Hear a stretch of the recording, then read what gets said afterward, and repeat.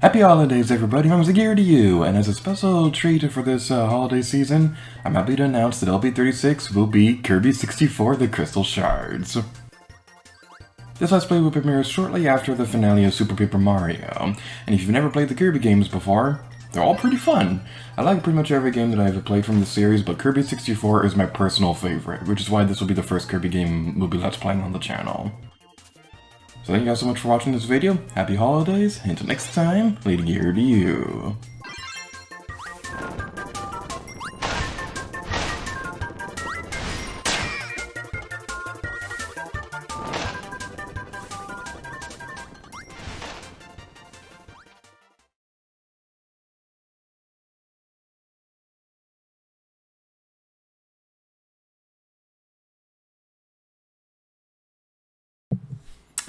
Hello everybody, and welcome to the kinda 12 Days of Gaming 2021. And we just started off with a pretty big announcement. So, Let's Play number 36 will, of course, be... As soon as the thing loads up. Well, we already saw it anyway. Let's Play number 36 will be Kirby 64: The Crystal Shards.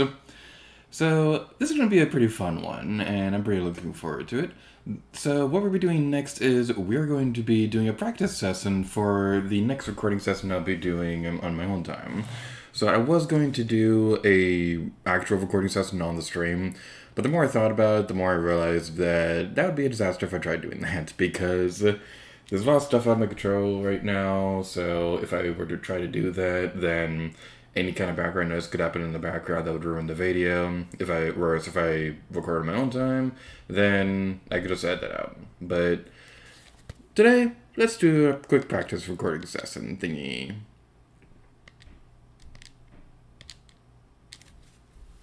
So in terms of when this Let's Play is actually going to start, Kirby 64 is going to be premiering after Super Paper Mario is over. So that's going to be like a couple months away from now, probably, and we're dead already. That's a great sign for this Let's Play. So, the Let's Play itself is probably not going to be starting until probably March or April or something like that. It really depends on when we finish Super Paper Mario. I don't expect it to take that long, but that's just my best estimate based on how often I'm able to record and things like that. So that's my current mindset with that, and hopefully it's going to be a fun time when the Let's Play starts. The reason why I wanted to reveal it sooner than later was because I kind of felt like the last couple Let's Plays we did on the channel weren't really all that exciting, even if I did have my own fun with them. Because outside of Super Paper Mario, the Let's Plays this year were kind of more like filler things than anything else. Because, like, aside from Super Mario, we only really did Game Boy Player and Tetris Effect. Game Boy Player was like an April Fool's joke that I wanted to do that was like an actual Let's Play. And Tetris Effect was something that I did to kind of get back into the groove of working on videos and things like that. And they were fun and all, but I also kind of wanted to let it be clear that even though we did have fun with those projects, we are going to be Let's Playing a more traditional game within the near future. And I'm also just excited to get started on Kirby 64. So next year is going to be a pretty fun time. We will be discussing more projects over the course of this stream. I won't be going into super specific details right now, but we will be talking about at least one more additional Let's Play that will be debuting next year, as well as a new collab project we already announced on the collab channel, but we'll be doing a practice session for that one as well, and that's going to be a pretty fun time. Also, if there's anybody in the stream chat, I don't know yet because I haven't looked at the stream chat yet. So that's going to be pretty fun. I do apologize if anybody's there and haven't said anything yet. So, what's this thing? That is a cannonball. That is pretty fancy. Alright. By the way, I love the enemies. I love the enemy right there. How it's like a maraca thingy. Wait, that's not a bad guy. That's a regular person. That is fun. So I've been wanting to do a Kirby Let's Play for a pretty long time now. One of the bigger reasons that made it so that it didn't was the reason why it took so long was because I didn't really know which one I wanted to do first.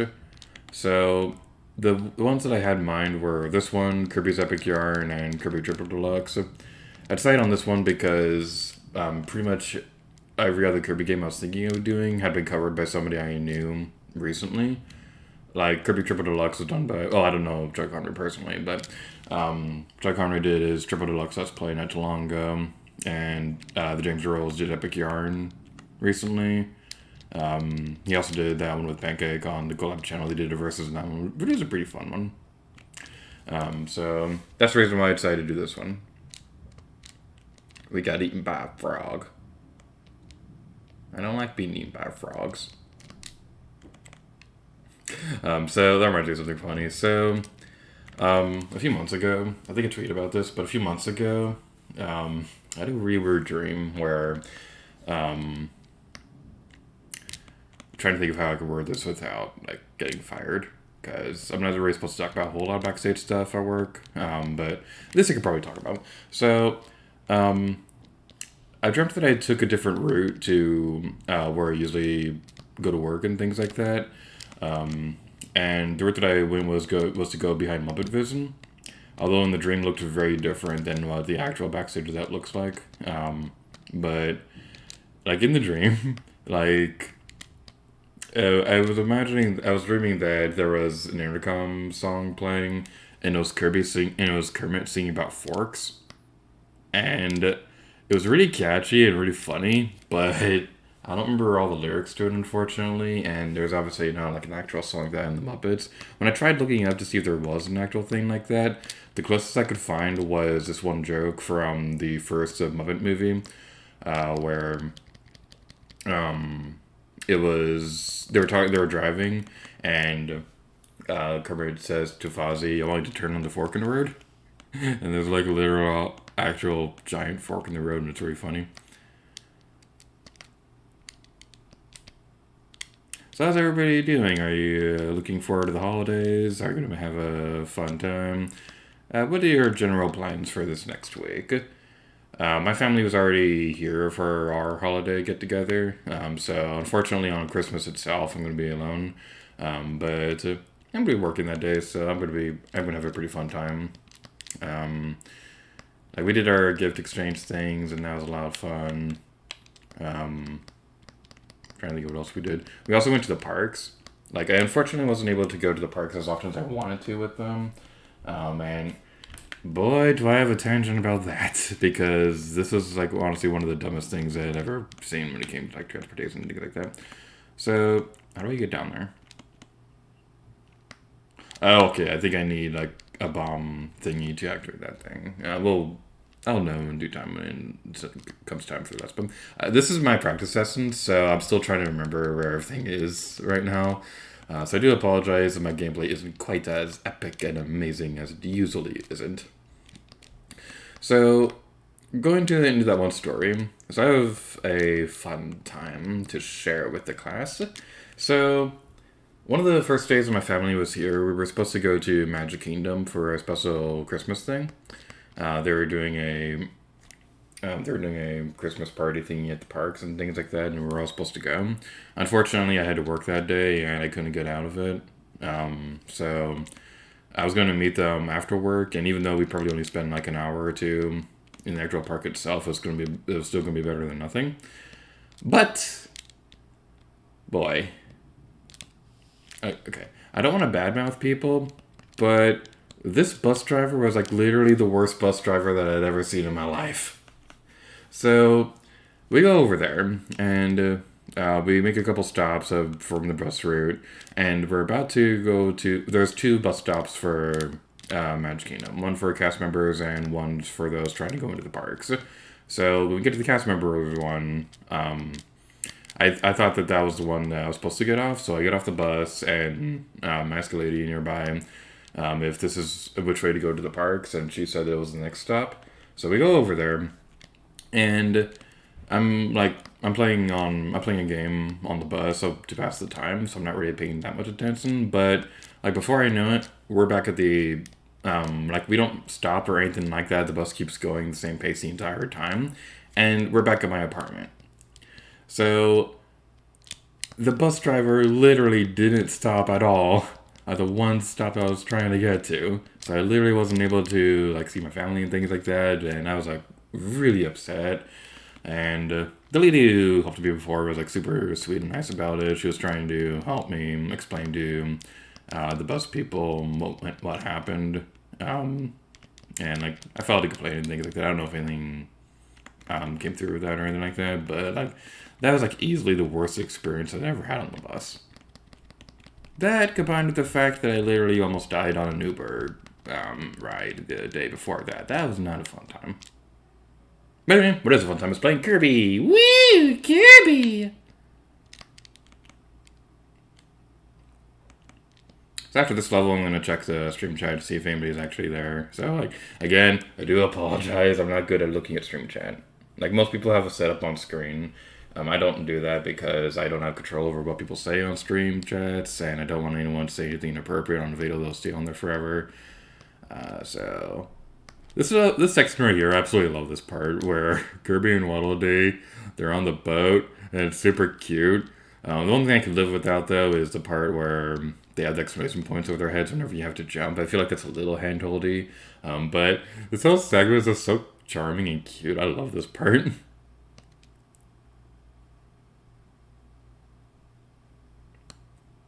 Oh, no. Right, so to explain some of the hints that we gave for... this Let's Play. I mentioned that one of them was that we'll be playing this game on Wii U, even though the Switch version has already been confirmed. And now it's time to explain that. So, Kirby 64 is one of the games that have been confirmed for Nintendo Switch Online, because Nintendo 64 Games Racing came out for that. I decided not to wait until for that when it came to doing the Let's Play. I decided not to wait for that release because Nintendo 64 Online isn't that great. Like, most of the games play pretty fine, and I really have been having a lot of fun playing through Paper Mario. And Ocarina of Time is pretty great too. And this is my first time ever playing through the games like Sin and Punishment and Mario Kart 64, so that's also really fun. But there's also a lot of problems here and there. Like, my biggest problem is that a lot of the seams on the character models don't always match up properly. And so you see a lot of holes in the seams and it looks really bad. There's also a few problems here and there with Ocarina of Time. How some of the fog effects don't work properly. And this is one really bad glitch in Paper Mario where if you die to one of the bosses, it actually deletes your save file. So you lose all your progress unless you're using save points, which is terrible. And the lag menu isn't that great. And the lag in the menu isn't that great. So that combined with the fact that I didn't want to wait a few months for this Let's Play, that's the reason why we'll be playing the Wii U Virtual Console version for the Kirby 64 Let's Play. Down the road, we might do another Let's Play using Nintendo Switch Online. But another big reason why I decided against it was because you can't turn off the borders on the screen. And I kind of don't want to have those on screen unless it's a collab where I wouldn't really care about that kind of thing. So that's the big reason why that's not really going to be a thing. One other thing that really bothers me about Nintendo 64 Online, I don't like how they handle the C buttons. Because how they handle it is you press the ZR button, and then use one of the face buttons to activate the C button. When you have a D-pad already, which could also work for that. And why is the ZR button that activates that? Why not the regular R button? That always throws me off when I'm trying to use the shoulder buttons. I don't like it. It's really dumb. So, yeah. Nintendo 64 Online has a lot of problems right now, so I can't, in good conscience, recommend it unless you really want to try out some of these games for the first time. Like, I'd say pick Mario and Ocarina of Time and Mario 64 would probably be enough to justify the cost if you want to play those games. Especially Paper Mario, because that is like easily one of the best Mario RPGs ever. And it's really nice that it has an official release now on a console that more people have access to, because you can't get it anymore on Wii, and not a whole lot of people own the Wii U. Plus, the Switch is portable, so that also helps. But at the same time, like, it's a little too expensive right now, and there's not enough games on there, in my personal opinion. So even though I'm having a fun time with it, I'd only recommend it if you know you're going to have a fun time with it already. Or if you're like in a family group and things like that, and you can split the cost between everybody, that's also a pretty good method. Um, that's not what I did, but that's something I could recommend for those who do want to try it without having to pay too much money. Also, one thing that's kind of silly is that the reason why the expansion pack is so expensive was because of the licensing with the Sega Genesis Online. And that is one thing that I find really annoying, because I really wish there was an option to just only get Nintendo 64 games, because I don't care about the NES games on there, and I don't really care that much about the Sega Genesis games either. So I wish there was an option to just only pay for a subscription for the consoles you actually want to play. Is there anything up here or no? I suspect that there's a thing down here. This is the way we go for story progress, which means there's probably a collectible up there that we didn't get.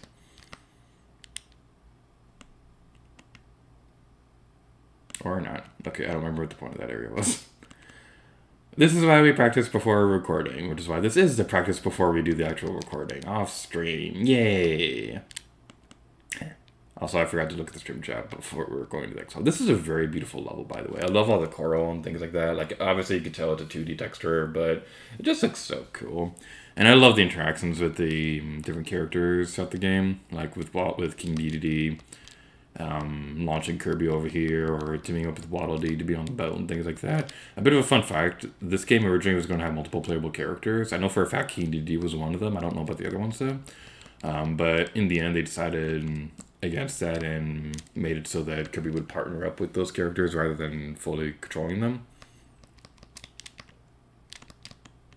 We'll get more into the development history of this game during the Let's Play, but one of the other fascinating things about it is that...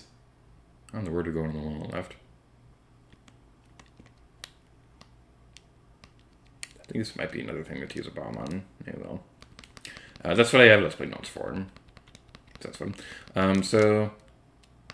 this game was originally going to be on the Nintendo 64 disk drive, but then after that thing failed, they reworked the game to work on a cartridge instead. It didn't really seem like it was going to take advantage of the 64 disk drive that much, compared to a project like Mario 64 2 or Zelda or something like that.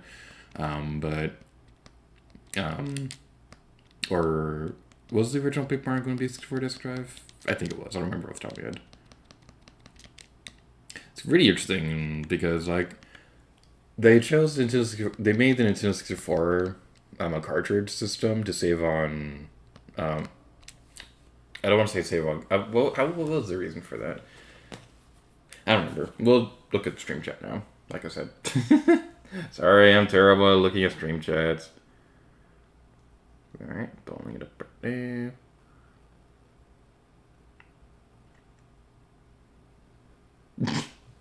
Yay, people are here. Hi, Gregabus Gaming. Hi, James Rose. So excited for you to announce your sneaking LP. This should have been LP 64. I have plans. I have plans for what I want to do for LP 64. I don't know when that's going to happen, though, because we're on LP 36 now, and I've been doing Let's Plays for 10 years.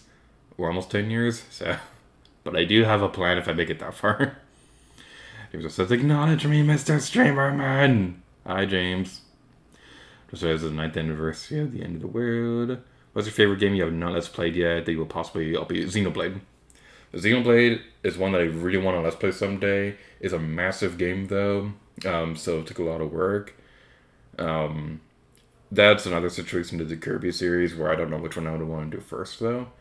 Because I thought about Xenoblade 2 because I thought it was a smaller game than the first one, but Jack Connor's Let's Play proved me wrong with that. So I don't know which one I want to do first on that. I think Persona 4 would probably also be another one, but that one is like a combination of all the major projects because there's branching paths like an Epic Mickey, it's an RPG like Earthbound, it's a massive game like Breath of the Wild. So that one would take a lot of time and commitment, and it's also an M-rated game, so I'm not quite sure if it'd be appropriate for the channel, but yeah, who cares? The James Rose has working. I will be on a plane to Florida with the family. Yay! Here comes the says somehow he was going to be Xenoblade. Yeah, I love me some Xenoblade. Alrighty then, so let's head down this way. At some point I would like to make a video going over Let's Play projects that I had been working on but cancelled after a while. Because there's been quite a few of them. Ring Fit Adventure is probably the most recent example of that, and that's probably the one that made it the furthest along before I ended up canceling it. Because that one was going to be like a workout Let's Play where I'd encourage viewers to work out alongside the videos, but when I was trying to do the first couple of recording sessions of it, for one reason or another, I just kept running into recording issues every now and then. And the problem with Ring Fit Adventure is it's an exercise game. So if I have to re-record something, I have to redo an entire day's workout, which is exhausting. And while it is good for you, that gets tiring after a while, especially when you have to do it like 3 times a day. So yeah, Ring Fit Adventure is very unlikely to happen now, unfortunately. It really bothers me because that was going to be like the epitome of like several years of planning, because before that I wanted to Wii Fit You, but decided against it because I couldn't think of a good end goal for that series. But Ring Fit Adventure had a story mode, so it did have a good ending, but it was a nightmare to work on. Another one that I was thinking of was Onigiri on Switch. That's going to be like the first MMO Let's Play on the channel. But decided against that one because I believe the servers had shut down on Xbox, which kind of means that it would be shutting down altogether pretty soon. So I didn't really start planning out a serious Let's Play for that one yet, but I had a lot of ideas for how I'd want to do it. So this is one of those things where it seems like it's very unlikely to happen now, unfortunately. I would like to salvage those ideas for another project at some point, but the problem is that's like pretty much the only MMO that I ever really played regularly. If they made a Zelda MMO, that would be another story, because that would be something that would be pretty fun. It would make the likes of me very happy. I wonder if that would work. Alright, now we can head this way. So this level is kind of like an auto-scroll level, but it actually has context to it. So this is one that I really like, because my problem with auto-scroll levels in games is that there's not really much of a reason for it to be auto-scrolling. So it doesn't really make a whole lot of sense, and that is always very distracting. But, like, this one makes sense because you're constantly being pushed by the strong water currents. So it makes a lot of sense. So I really like this one. I really like this game in general. It's been a lot of fun working on it. And also, like, really super happy with how the logo turned out. Because, like, I'm trying something. I was really happy with how the logo turned out because, like, I've been trying to experiment with more special effects and things like that. You can just see that with the glowing effect on the Tetris Effect logo, but Kirby 64 also has something along those lines as well. And it was also one of the first logos that I designed that really took advantage of gradient colors. So that was something that, like, I really liked how that one turned out. Alright, let's head over this way. It's a giant fishy. It's a giant fishy of doom and death and massacres. Oh no, I took a damage.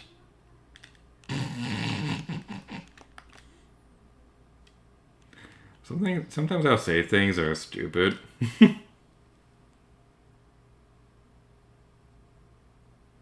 Everybody gonna says they make a Tomb Raider MMO. That'd actually be pretty sweet. Like everybody just exploring tombs together. That'd be really, really cool. The closest they probably have to that right now would probably be like Lara Croft and the Guardian of Light. Because that's a multiplayer game. But like it's definitely not an MMO. I know Xenoblade X was going to be an MMO at one point. But for whatever reason they decided to scrap that idea. Can I please swim down? Oh my goodness. Okay, this one's kind of annoying to control. All I wanted for Christmas was to swim downwards. That was all that I ever wanted with my life. Okay, wait for the fishy to come back. Wait for the fishy. Whenever I see trouble with the fish in the video game now, I always think of that Bernard joke from James Rolls' Last Place. So that was always really fun. Like, that's honestly my favorite moment from Mario Bros. 3 Co-op. When we were having trouble with that one fish boss. And with that one fish level. And that was like one of the most fun things in the world. How do I get out of here? How do I get out of here? How do I escape? I want my mommy! There we go. It wasn't too troubling. My gamepad is literally almost dead already? My goodness, how did I Let's Play Earthbound on this thing?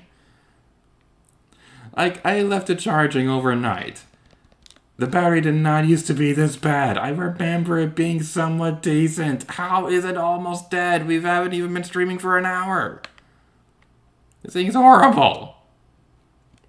What's also horrible is dying. I don't like being dead. Alright, let's try this again. Hopefully this time without failure. We shall move onwards and not to be epic. It'll be almost as epic as Mickey. Owie, stop hurting me. It's painful. Yeah, we did the thingy. Woo! Victory screech! Oh! Yay! We actually got an item for once! It's been a bit of a running gag on the Let's Play so far that I've been struggling with those things for whatever reason. I don't know what's going on with those. I've never been that good at that minigame. But, anywho, now it is time to take on the boss of this world. And we will conquer it.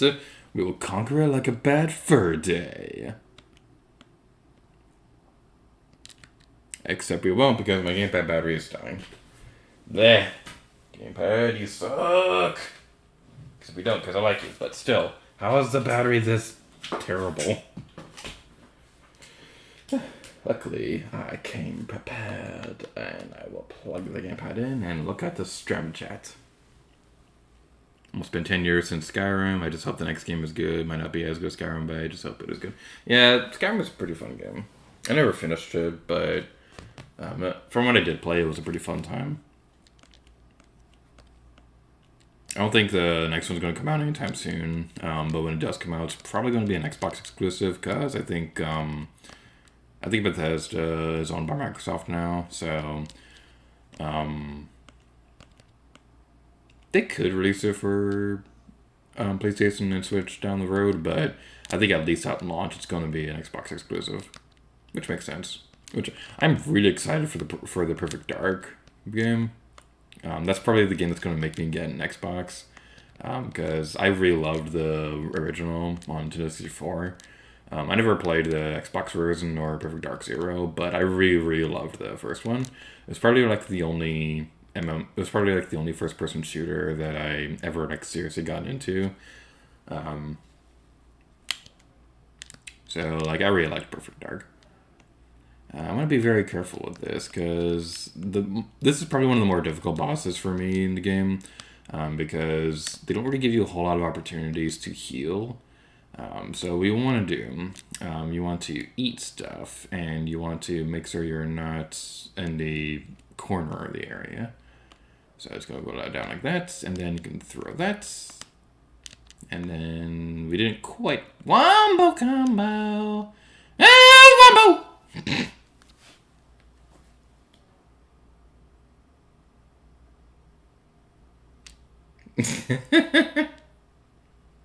Everybody said maybe it's not a good idea to play this Kirby game. I'm too far into this. I'm committed. I'm going to let's play this game. One thing I'm really excited about with this is that what I used to do on the channel before end screens limited final annotation things to like 20 seconds was I used to love making bloopers at the end of videos. And I always did that for Mario projects. But I haven't been able to do that for a while. So I'm really looking forward to doing that with this one because I have an idea for how I'm going to handle that. You go away, you stupid butt. We didn't even damage you once. Alright, we will conquer this level and it will be epic. And we will be sexy. We will be as sexy as a sandwich.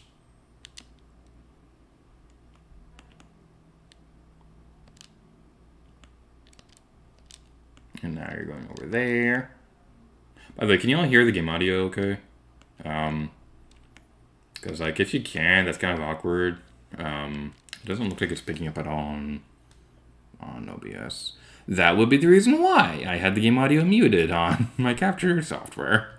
I am so sorry about that.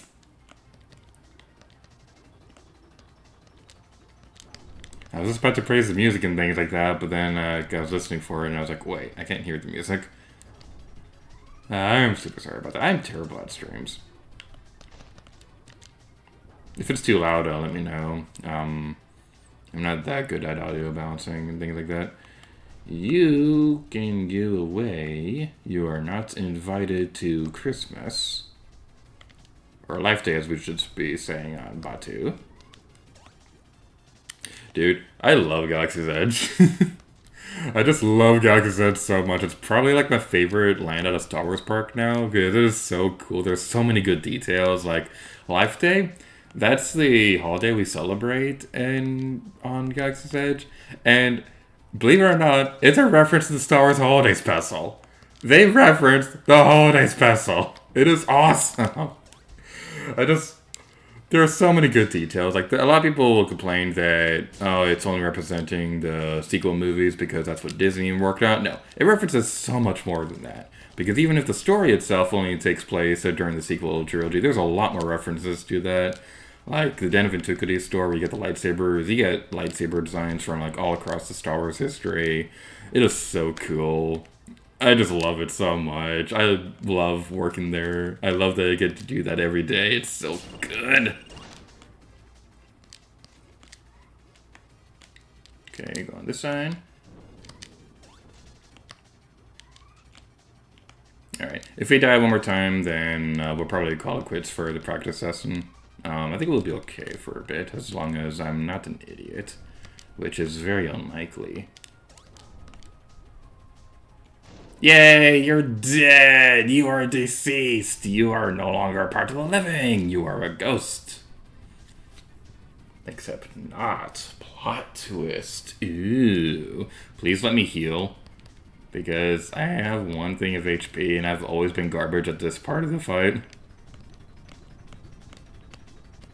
So I think it was this level that I was playing one time where... I believe it was after Super Mario a recording session for Super Mario 3D Land Versus. James and I were just casually talking for like an hour afterwards because he was transferring Vado. I don't remember exactly what he was doing. I think he was transferring Vado files, but we were talking for like an hour or so.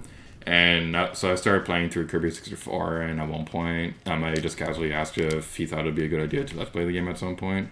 So yeah, that's about as far back as as I was planning this. It was either 3D Land or Splatoon 2. One of those two projects.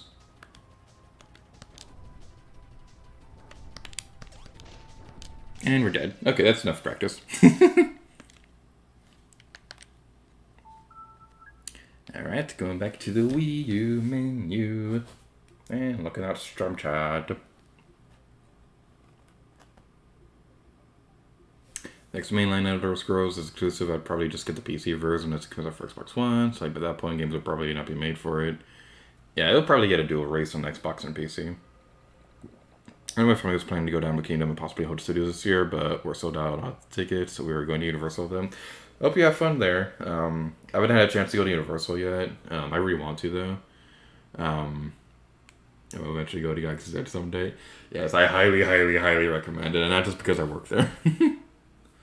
So, one of my favorite things there, there are these drink carts that have droids. So whenever we have travelers come by and somebody asks for a drink, if they have younglings with them, as I get the drinks, I'll point them in the direction of the droid and was like, "Would you like to say hello to my friend Steven over here?" And the droid will look at them, and everybody just looks super happy, and I love that so much. The droids actually have names. Not a whole lot of people know this, but the droids actually have names, and I'll do that as a surprise. If you ever go to Galaxy's Edge, ask the people what the names of the droids are, and they'll tell you. But, yeah. I love my job.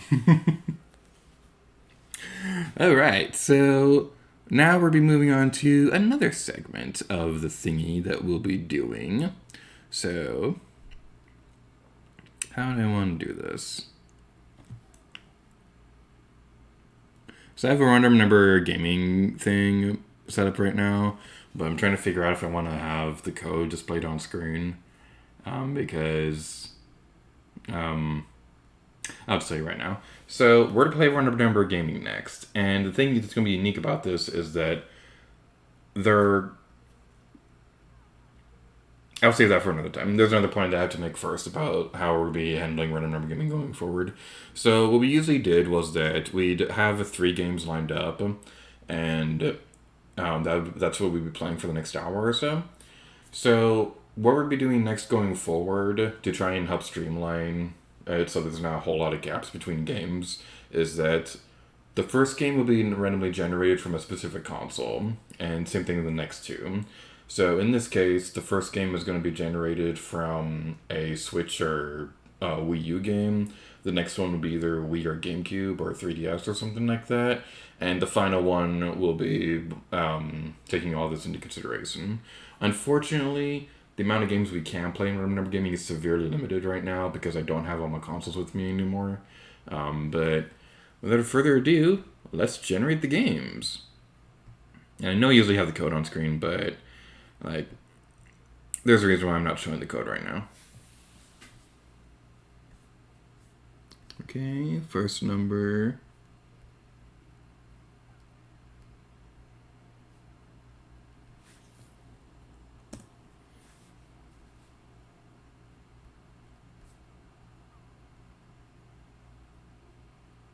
Oh, that's convenient. That's convenient. Alright, so the first number was 4, and that's Xenoblade Chronicles Definitive Edition, and I made a note next to it that said we'll play that next time, so that's convenient. So, actually, we should probably have this thing up. Alright, so this right here, this was a list of games that we were going to play. We tried random number gaming a couple months ago, but we had a lot of technical problems show up. So, I'm going to delete that. I don't think I can record Dead or Alive Dimensions on this setup right now anyway.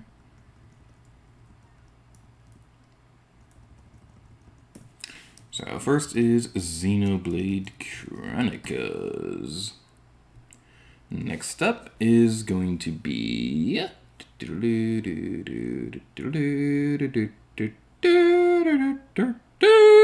Next up is 191. That is... Oh, that's going to be a fun one. Next up, after that, is going to be Pikmin 2. And the final one.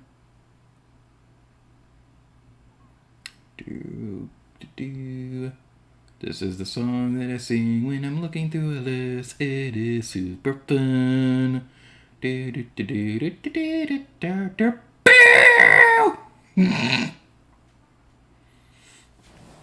Buy my album on Target, Walmart, PetSmart, DGI Friday, but only on Tuesday. I'm usually amused. Sorry about that. I also place. What was the last code again?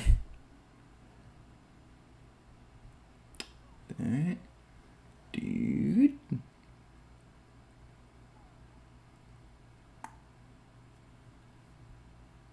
I'm sorry, I'm getting distracted.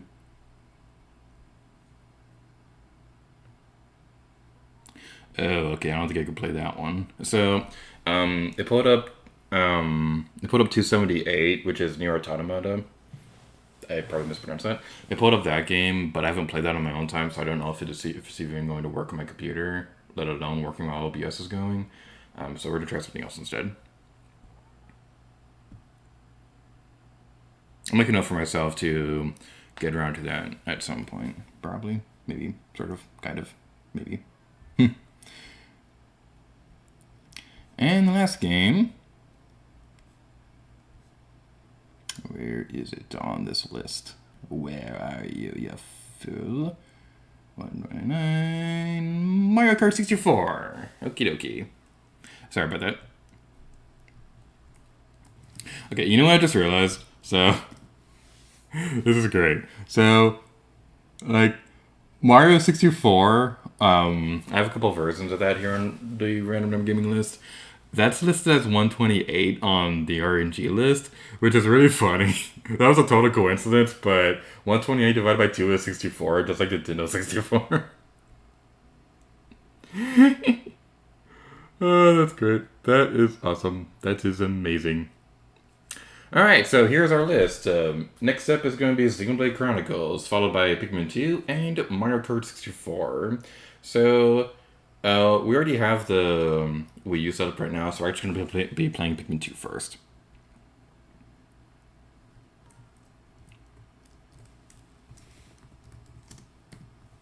So it's going to take a moment to get everything set up, so now is a good time for everybody to go get food, and maybe get some ice cream, and maybe take over the world with eggnog. I'll see you in a bit.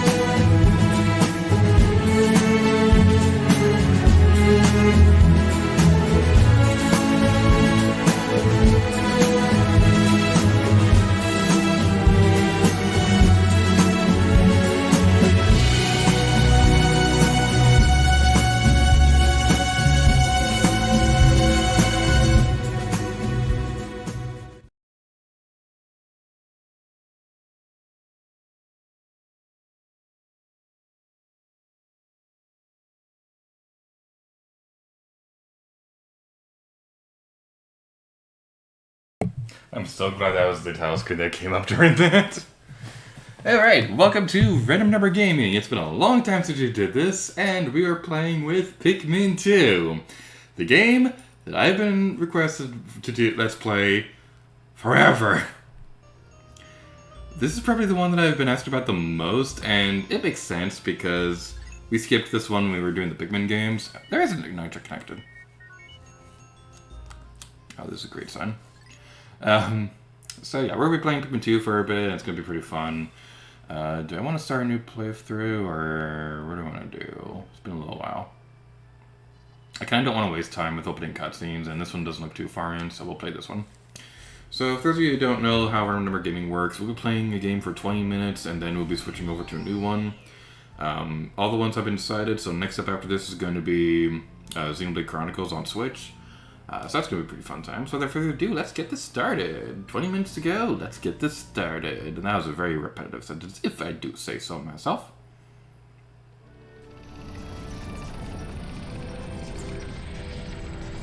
Hi, Theater Productions, how you doing? Yeah, it's always a pleasure to see you around here. Okay, I'm going to turn the game audio down just a little bit. Good morning. It should please you to know that these purple Pikmin are allowed safely in my hole. The confines of my interior seem to suit them perfectly, though they do occasionally tickle me. Stand in the ring of light below and press A to collect the purple Pikmin out.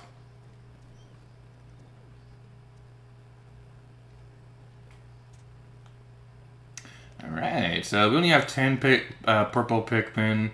So, unfortunately, we have to be careful. I don't like being careful. Being careful is dumb.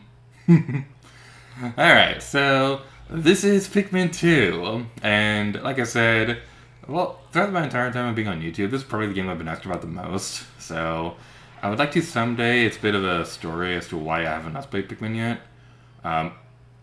Go away! Louis, Almar has instructed you on the peculiarities of the Pikmin creatures.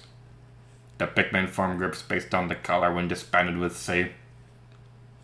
Grabbing Pikmin with L will also cause them to group by color. Now for the bonus lesson ... X is equal to negative B plus or minus the square root of B squared minus 4ac all over 2a. Alright, so let's get back into the gameplay. So if you don't know how Pikmin works, basically how this game works is this is a real-time strategy game.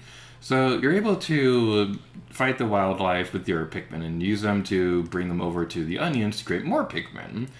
This is basically a game of resource management and trying to figure out what the best strategy is to effectively take advantage of the limited time you have. So, for example, this guy right here, this is a Bulborb. So he's a bit of a challenge, and what we used to do in previous games was that we used to let the Pikmin die.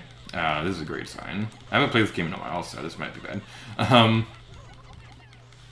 So that wasn't a very pleasant experience. So Pikmin usually only have the strength of like a single individual Pikmin, but this game introduced purple Pikmin, which when you throw them, they are very slow, but they have the strength of 10 Pikmin each. And that's going to be pretty fancy. We have another thing right there.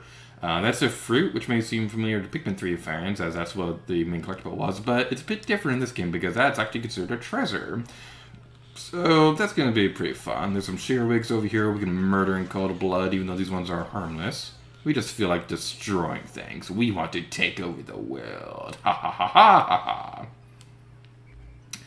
Alright, so let's move that there, and move this over here, and grab the Pikmin and go over here. And, there's a iridescent flint, whatever this thing is called. So if you squish this thing, it'll usually drop nectar or pellets for you to grab. They also kind of cause your Pikmin to get distracted, so that's not always the best thing in the world. So we go over this way, and now we have a new treasure! This person says we have the snacks and gamer juice. Gator is the evil eggnog overlord. Gator's arch nemesis, the hot chocolate hero from the north. Ah, the Sour Patch game. And Gator's weakness is to watching the Clone Wars TV show twice while in sneaking cosplay. There's Brexton says Clone Wars is good. I don't want to say my opinion. I have a very controversial opinion. It looks like Gurnham's going to be saying anyway. 10% of the debt is cleared. Woo!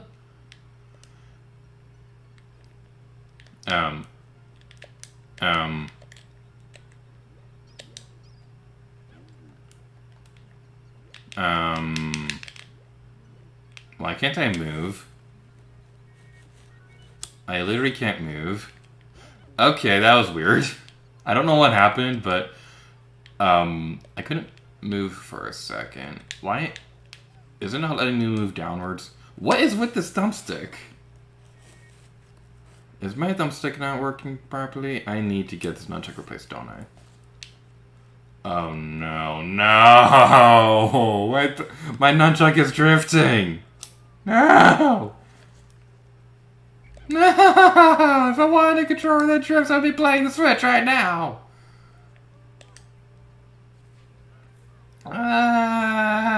No! I need this nunchuck for our Let's Play soon! This is not good! Oh boy. Oh boy, that genuinely worries me about my plans for next year. Oh boy, that's not gonna be fun. Alright, so going back to the Clone Wars thing, I have a very controversial opinion on the Clone Wars where I don't really think it's all that good. My problem mostly lies with some story issues I have with it here and there. Most of it seems to have been fixed since then. Like, my big problem was that introducing Ahsoka as Anakin's Padawan when there's like no indication of that ever. But in recent Star Wars stories, they kind of leaned more into why that was so important for him to turn to the dark side. So that's one thing I do appreciate. I wasn't a big fan of Ahsoka when I watched the movie in the first couple episodes, but she seems to have gotten a lot better. I don't want to spoil anything, but there's this one point in another TV show unrelated to Clone Wars that she appears in, and it's awesome. How do I get rid of Louis? Louis? There we go. Okay, it was the C button. So yeah, Ahsoka was a lot better in that show, so that was pretty fun. But another bigger thing I didn't really like about the Clone Wars is that I didn't really think it had a good art direction. I didn't like the art style at all for the Clone Wars, and I thought it was even worse than Rebels. So yeah, my opinion on that is pretty controversial. I will say, I did watch the last season of it, and the last season was really good. The last couple episodes and how it all ties into into Revenge of the Sith, I thought that was really well done. I just wish the entire show was like that. But yeah, it seems like a lot of people like it. So like, I don't want to bash anybody's opinions or anything like that, because if somebody likes something, then by all means they're free to like it. I like Rise of Skywalker, and that's a very unpopular opinion. Yeah, if you like something, don't let anybody tell you otherwise, because it's something that everyone can enjoy. Like, there was this conversation I had with somebody a few months back regarding Pig Mario. And it started off from this one tweet where I made where it was talking about how I thought like Stick a Star, going from Super Mario to Stick a Star, like the biggest downgrade ever. Somebody replied to that saying that the quality was better than ever. So like I replied saying that even though I disagree, that I respect that they were able to enjoy something even if I personally couldn't. So like, if you enjoy something but not a whole lot of people don't, you're still free to enjoy the thing. So that's my long-winded tangent about something. Face Production says to me, but funny. That's like because how much I watched it. The nunchucks is everyone's weakness. I'm assuming her appearance in Rebels. No, it's a different show. I didn't know she was in Rebels. I never seen anything from Rebels beyond the first episode. So yeah.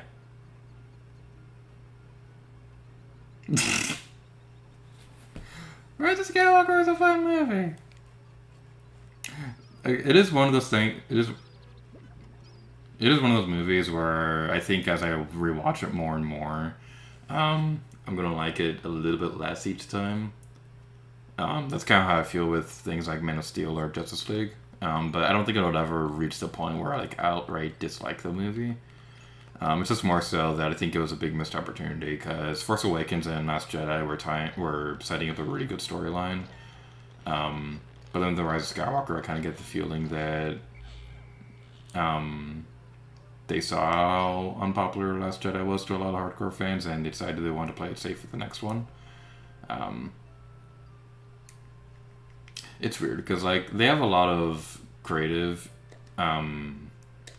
They don't have a lot of creative restrictions with Marvel movies, but it seemed like they had a lot of limitations on Star Wars, which is really weird. So we're gonna be going over this way.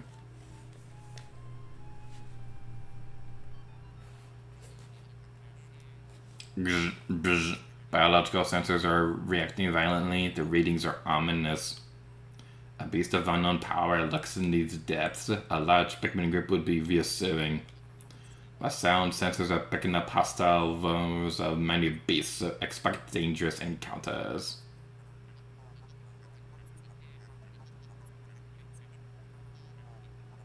Wait. Oh yeah, I love this comment. This is awesome. Ace Blackson says Clone Wars was the only show I didn't want to eat stuff from. That totally makes sense. I totally get that. Like, anytime they had food on that show, it didn't look good. But whenever I saw blue milk from New Hope and things like that, I always wanted to drink it. That's what was the juice packs. So yeah, like... So, yeah, like... Being a big Star Wars fan makes me really happy that I work at Star Wars Galaxy's Edge now. Because, like, I love my job. And I know I've talked about this before, but I just love that I work there now. So... I love my job so much. Like, we get to make a blue and green milk for travelers and things like that, and oh my god, it's so good. I love the blue milk. The green milk is pretty fine, but the thing is, I have more of a sweet tooth, and blue milk is sweet and green milk is citrus. So I personally like the blue milk a lot more, but like they're both good. And for those adventurous people, the blue can have rum and the green can have tequila. I don't like rum or tequila, so I never tried that. Not much of an alcohol person. Like, I'm 24 now, and like I can literally count the amount of alcoholic drinks I've had on one hand. Now let's gear you. And over here, we're going to be collecting our first treasure. So this is what sets Pikmin 2 apart from the other Pikmin games, is that Pikmin 1 and 2 pretty much entirely focused on collecting treasures and things like that from the surface, and you only had 13 minutes to collect everything within a 30-day limit.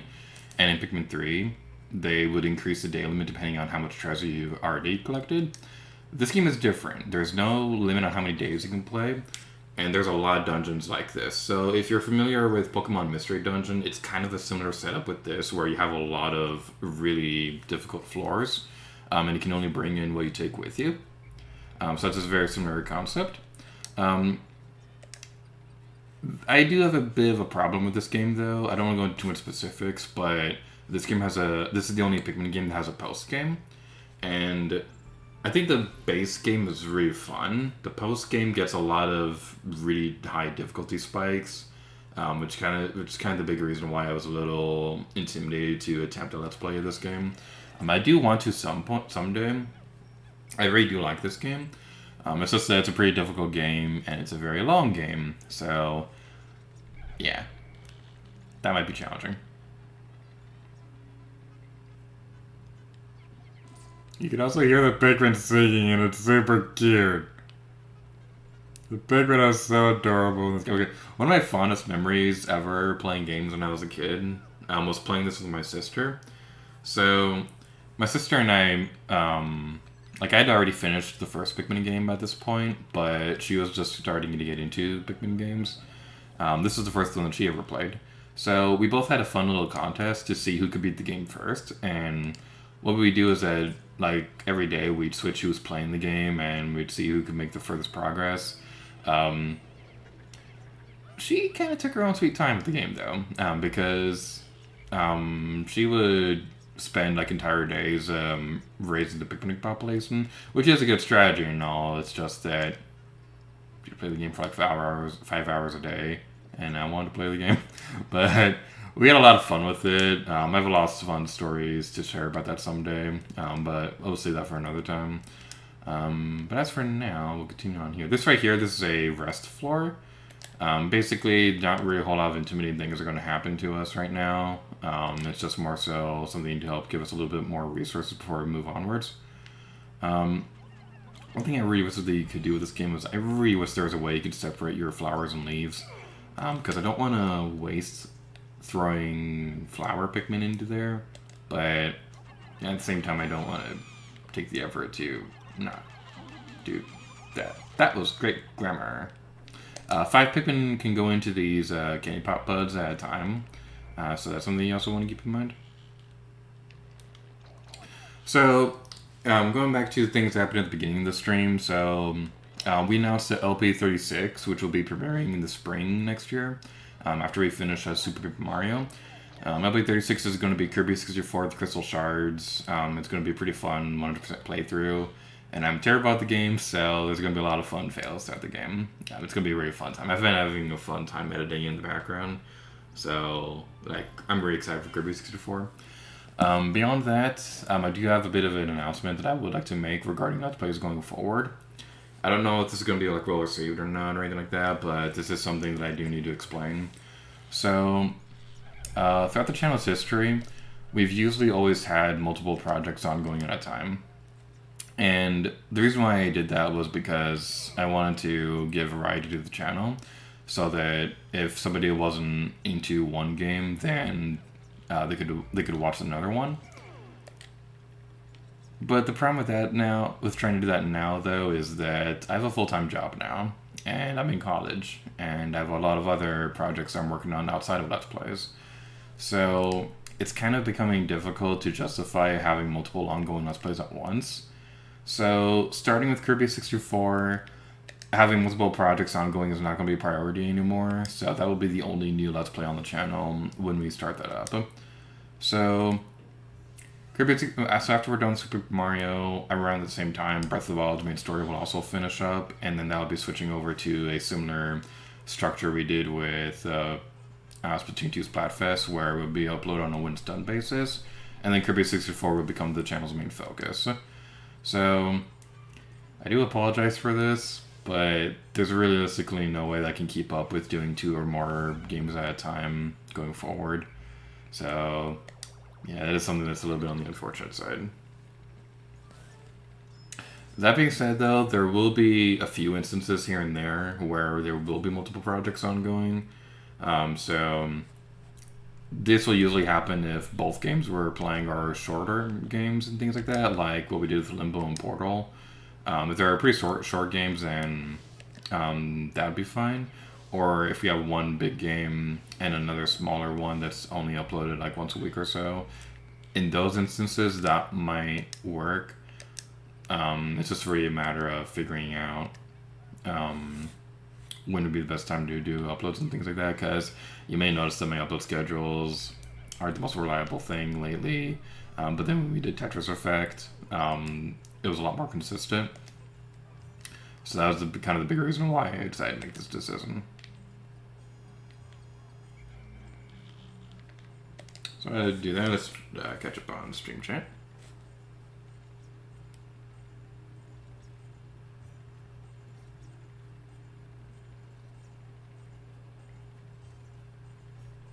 Okay, my memory on Clone Wars is terrible.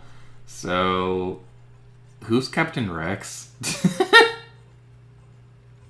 I remember Commander Cody. I don't remember who Captain Rex is. I'm just imagining like Rex from Xenoblade 2 as like a stormtrooper.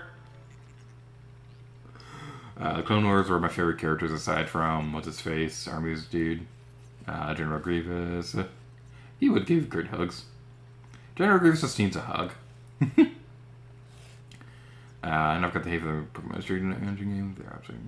After me hear about the Pokemon Street Engine games, I think about a trainer walking in a cave, finding Pokemon and solving crimes. These works and seek all the time with videos as long as you're having fun. That's all that matters. All. Thank you. Thanks for understanding. That was something that I've been debating about for a while, and like I wasn't sure if that's something that I wanted to do because I always loved doing multiple projects, but I want to keep making videos, but I don't think I can commit to doing multiple projects anymore. With the collab channel, that's different because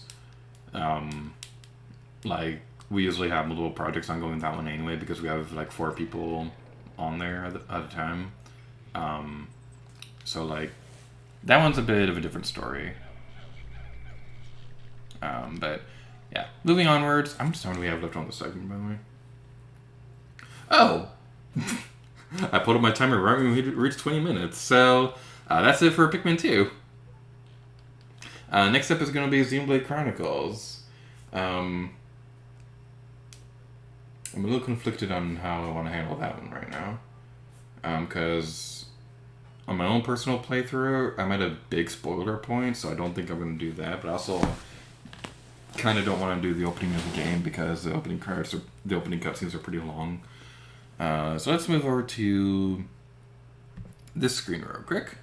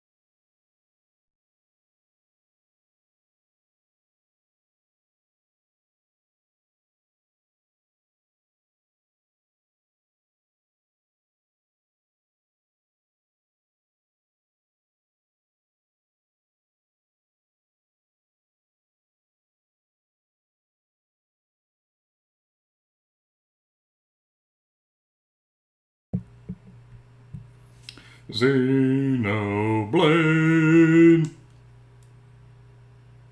What the? My Joy-Con's connected as 2 controllers instead of 1. That's a little from the unfortunate side.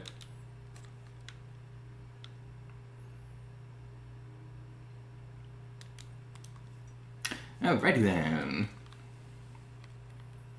By the way, I have a fun story about this one. So, Guardians of the Galaxy had a cloud release on Switch, and I was expecting it to run like garbage. Because in my current apartment, this is technically like a college campus apartment complex. So like this is a campus for the Disney College Program students.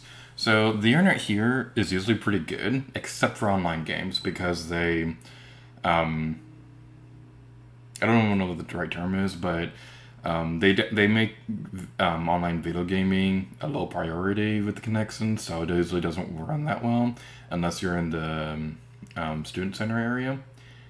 For whatever reason, Guardians of the Galaxy worked smoothly. It worked better than it did at my old place in Oregon. I don't know how that worked, but it did, so it might be a good time. I don't know if it's a game that I'd like buy and things like that because I don't like the idea of having to buy a cloud version of a game. Alright, so I'm actually gonna move the screen away for a little bit.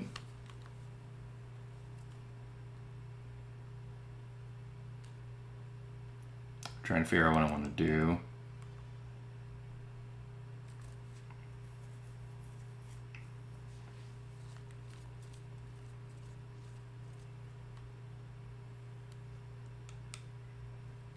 You know what? If I try playing on my own personal playthrough during the stream, everything is on screen. No matter what I do is going to be a walking spoiler. So we're just going to start up a new game, and then we'll see how we go from there. We'll try to skip all the cutscenes as many as we possibly can.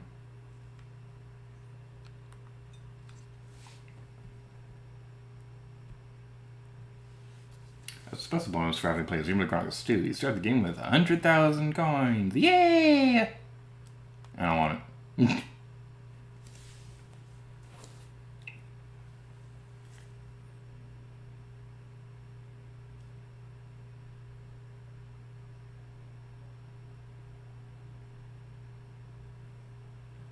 Everything says, so you know who Commander Cody is, but not Rex.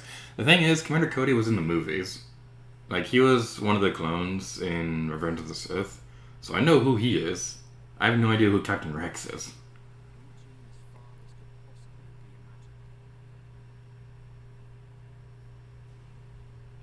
Yeah, the dungeons are the same in Pikmin 2, because in that game, all the treasures and enemies are the same each time you play, but all the exact locations of all of them is randomly generated. It's a really cool concept.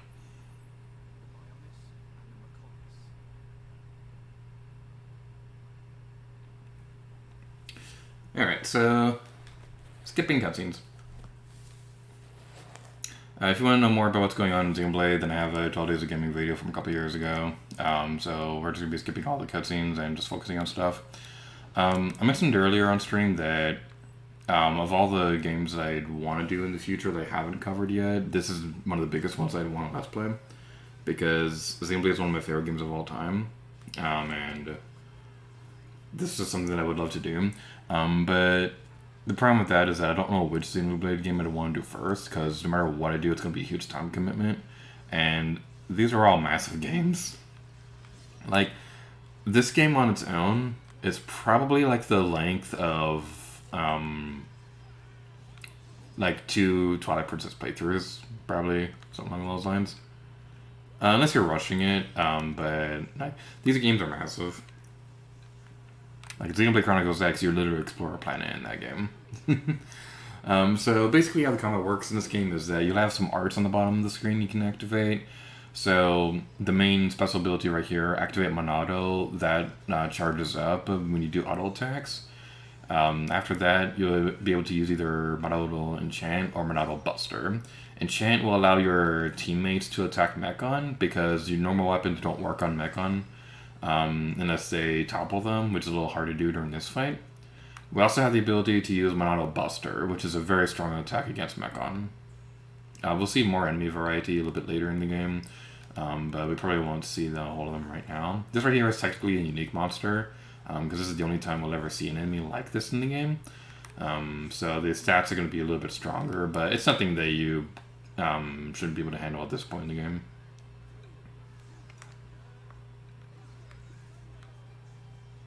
Yeah, I've been playing Xenoblade since before Chuck Connery made it cool.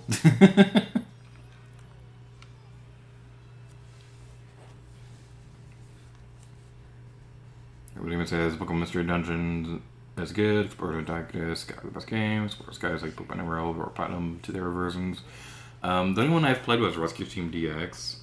I haven't played very far into it, but I've liked it so far. I just have a hard time getting used to the combat system in that game. You also say Cody's like only in 30 seconds of Revenge of the Sith, while Captain Rex is the main character in Clone Wars. I don't know if it's just he's forgettable or something, but I literally have no idea who Captain Rex is. Like, I'm even pulling up a picture of him right now, and I don't recognize this guy. I don't know what's wrong with me. Wasn't he like Anakin's commander or something? Like the one Anakin was in charge of? Like how Obi-Wan was in charge of Cody? Okay, it's becoming a little clearer to me now. I think that's how that worked. Anyway, let's move on. Let's play some Xenoblade. The Monado is kind of like a lightsaber. Alright, so now we'll be taking control of Shulk. So his arts are going to be a little bit different than Dunban's were a moment ago. We don't have the Monado on us right now. We'll have different attacks instead. So the backslash attack will be strong against the back of the opponent. So we can do that. Light heal will be used to heal up party members. Healing arts aren't the most effective thing in the world in this game, because the thing with the healing arts is that not a whole lot of them really help you that much, and you might as well spend the time like wailing down on an opponent with a stronger team. There's a dedicated healer later in the game who I don't really particularly like controlling that much. Like, they're pretty good to have in your party if you're a beginner in the game, but like if you play the game as many times as I have right now, you're probably gonna have a more fun time with a stronger team. Which, by the way, I gotta say, I absolutely love the art direction of this remake. I already thought Xenoblade on Wii looked amazing, and this is how I remember it looking. Because like the Wii version is a bit more fuzzy than I remember it being, even playing on a CRT and things like that. But like, this game just looks so gorgeous. I love this game.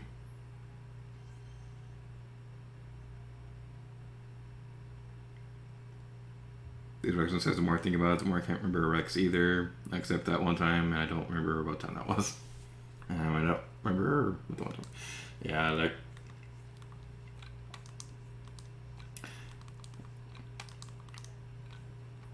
Alright, let's head over here. We got an Affinity Coin! Yay!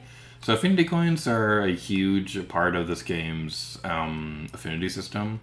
Basically, what that means is that you'll be able to...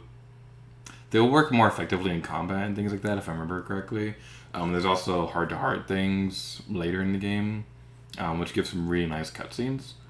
Unfortunately, the heart-to-hearts themselves aren't voice-acted. They didn't introduce that until Xenoblade Chronicles 2. I don't remember if I was... Hey, that person's playing Tokyo Mirror Assassins! Yay, Tokyo Mirror Assassins! I love that game. Oh, man. If I were to have like a top 3 favorite RPGs of all time, it'd probably be like Earthbound, and then Xenoblade Chronicles, and then Tokyo Mirror Assassins. Xenoblade Chronicles 1 and 2 would both count together, because I can never decide between the two.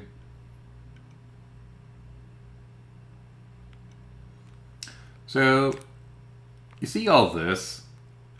You see how beautiful all this is, and how wide and open this area is? Yeah, this is only the back of the leg of the Bionis. But the entire game, you'll be able to explore more of the Bionis and things like that. If you're familiar with Super Smash Brothers, Gyre Plane, that's on the front leg. There's also areas where there's like a forest on one shoulder and a snowy mountain on the other. There's an ocean on the head. There's a forest on the back, like a swampy like forest.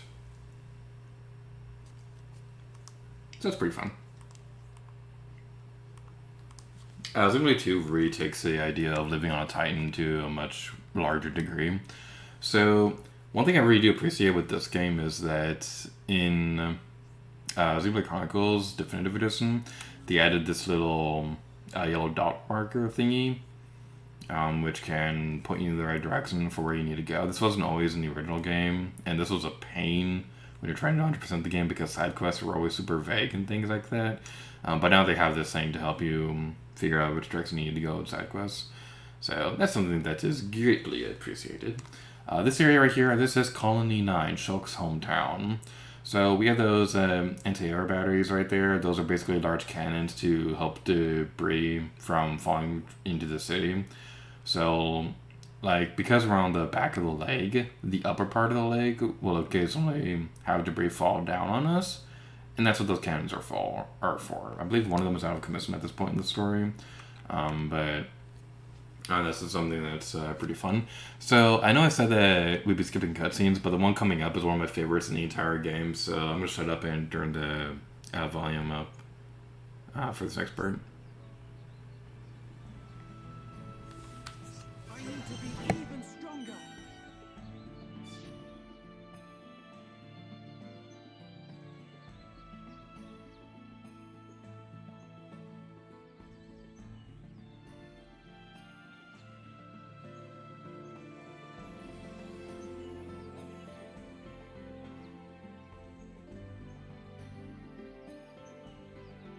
You idiots! What the hell are you playing at? Uh-oh. The Colonel's gonna explode. Crashing the mobile artillery into a house. How long have you been in the force?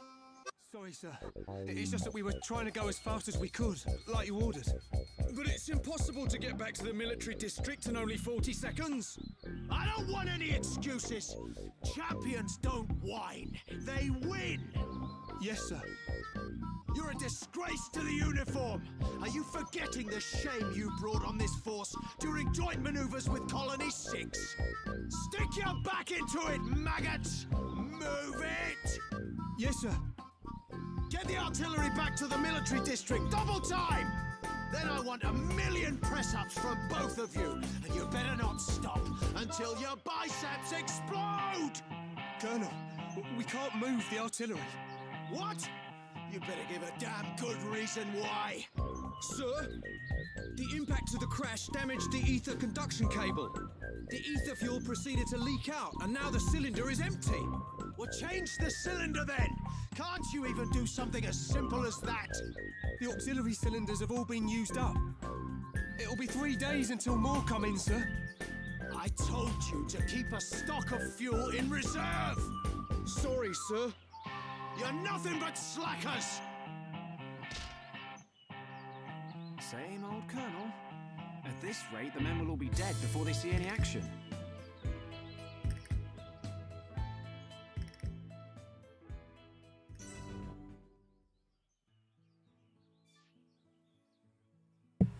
This man is my hero. I mean, can we see him if we go over there? Yeah, we can. I mean, like, it's like 3 productions said in the comments. Where is it? Just look at the mustache. Look at it. Look at it. We can't zoom any further, but look at it. I want all of you to look at it. It's the best mustache ever. Yes, it's my favorite dialogue in the game. And one of my favorite details in this game is if we go over here and we look at the people pushing up, we can see Ryan over here pushing up with them. That's such a good detail. So, yeah, this is one of my favorite RPGs of all time, and I really want to let's play it someday. Maybe someday. I do have a couple ideas for what major projects I want to do after Breath of the Wild is over. It's just the major projects take a long time to plan out.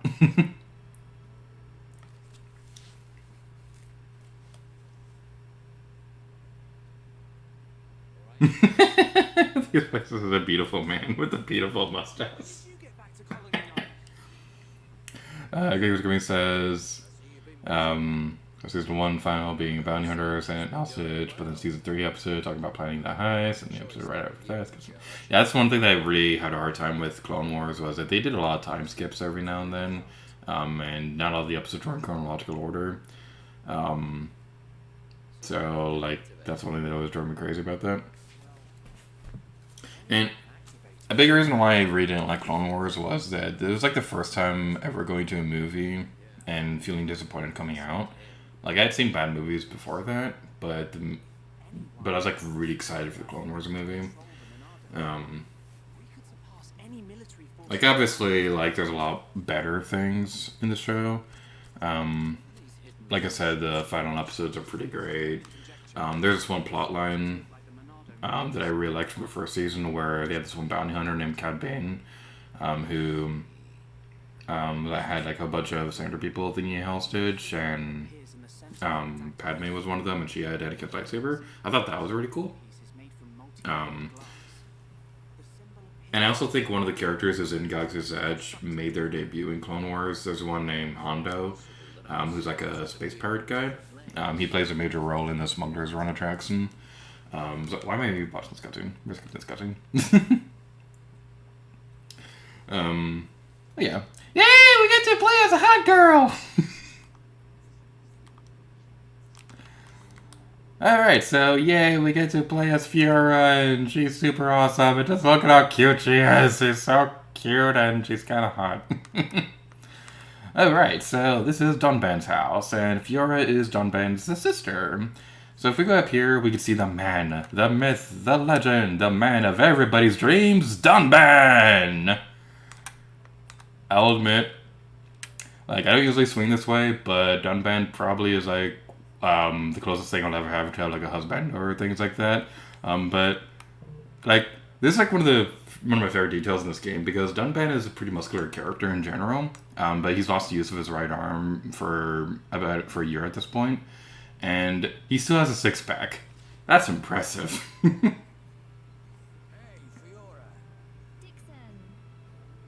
Yeah, his Bean was pretty awesome.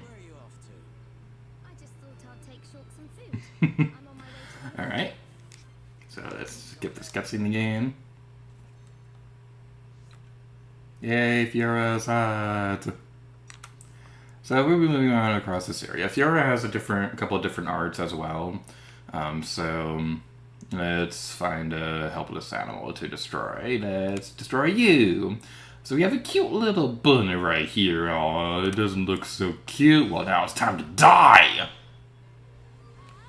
So the power slash works like the backslash, where it's stronger from the back. Fiora also has a screw edge, which can inflict a break. This works into how this game's main status effect system works, where we died to a bunny. Yep, that's the gameplay in a nutshell. So there's this one system that is really important to remember when you play this game early on. Is that one party member will specialize in break, and when you use break on an opponent, excuse me, oh, so sorry about that. When you use break on a enemy, it'll make them vulnerable to being toppled, and when that happens, they literally can't move for a bit, so you're more free to move around them and figure out if you're going to use backslash or something like that, because there's a lot of other attacks that work specifically from different angles.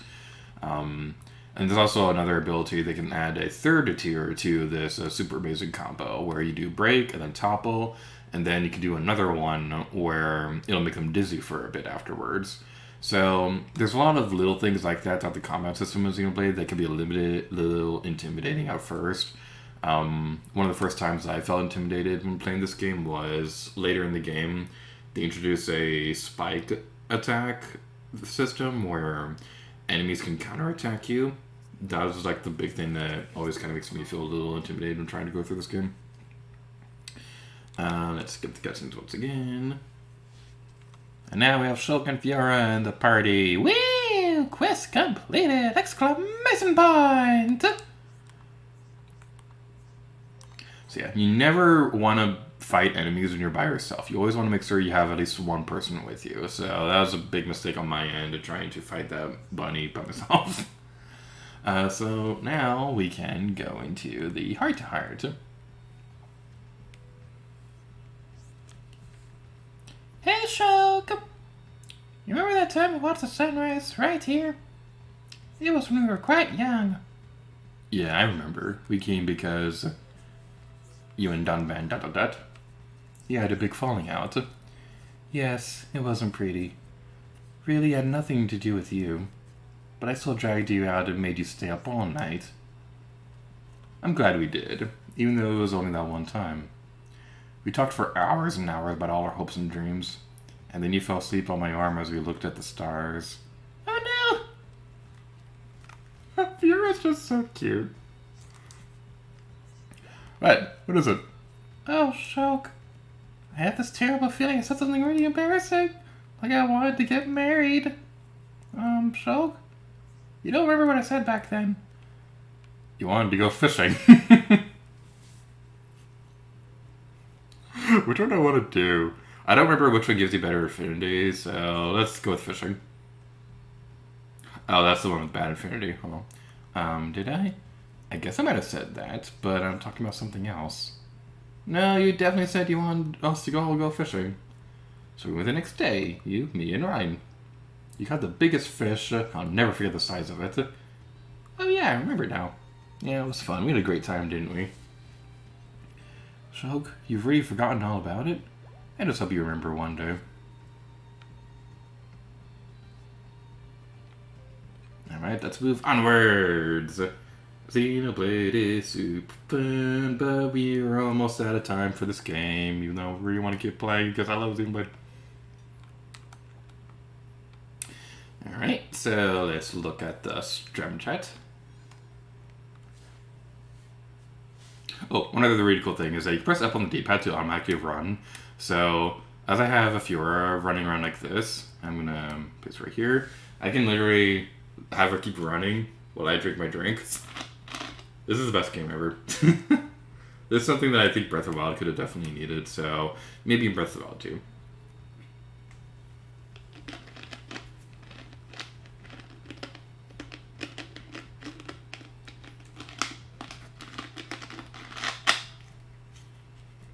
Don't know why I was having a hard time closing that bottle. Let's look at the stream chat. We can... I just put Fiora over here.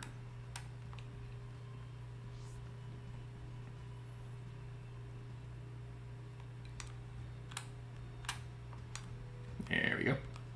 Alright. Yay, we get to have the waifu on screen. There is one waifu in this game that I like a lot more than Fiora, but we literally won't be able to see her throughout the stream. Maybe someday. Alright, Great for the Gaming says, I remember playing some type of Clone Wars game with my cousin on the Wii, and I played around Christmas time, and we beat it the same day he got the game. This was when the Wii was still new. I actually have Clone Wars Lightsaber Duels on the Wii. I don't know if that's the same game you're thinking of, but I actually really like that game. It's really cool. You have, you can move your lightsaber with the Wii remote, and you use force powers with the nunchuck. It's a similar combat system as the Wii version of Force Unleashed, but they made a whole battle system, like a whole combat game out of this. My one problem with it is that the characters never stop talking. Other than that, it's actually a really fun game, even if you don't really like Clone Wars that much.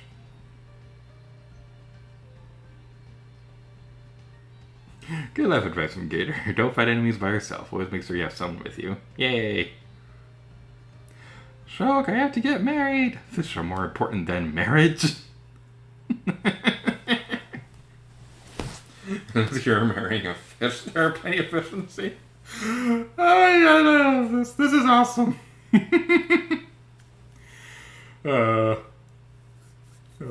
Everyone in the stream chat, you're all super awesome. Gomez says, I think it might be the Clone Wars game. Yeah, I think that might be the one. Alright, so we are now unfortunately out of time for Xenoblade Chronicles. Bye everybody, say goodbye to the waifu. One more shot of appreciation. Because it's like, just look at her, she's super cute. Alright, moving on to the next game, we have Mario Kart 64 now. Aw, thanks for There's Productions.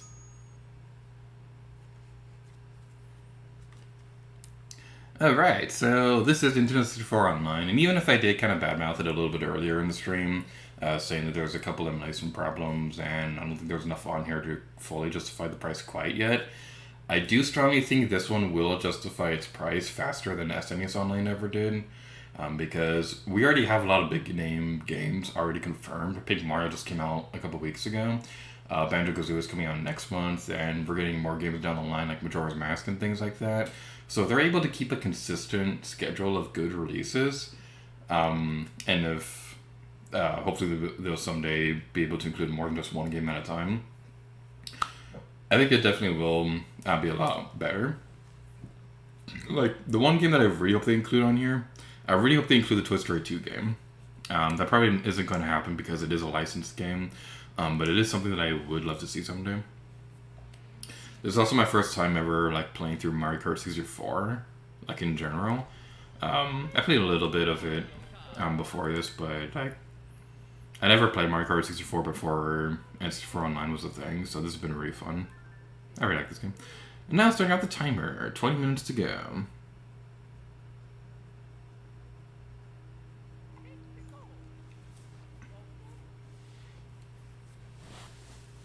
That's bad waifu.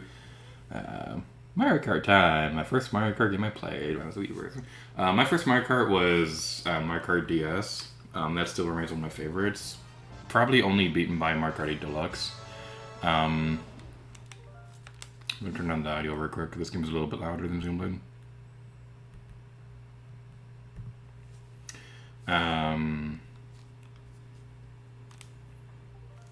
Okay, now it's barely appearing. The audio, I don't like how the audio system works on my stream setup. It makes it hard to adjust. So, Mario Kart 64, this game is pretty fun. It's kind of interesting because you have that camp of people who say that the controls of this game are awful. I can certainly see that, especially if we're more used to the modern games, because the controls are a lot slippier.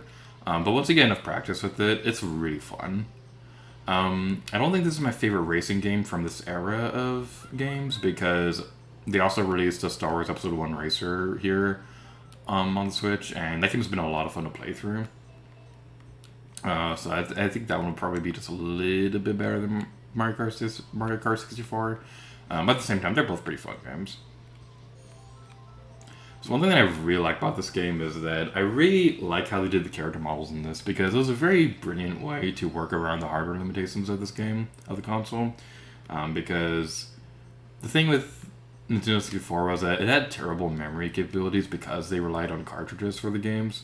So even if it was more powerful than the PlayStation, they didn't really have a whole lot of games to demonstrate that.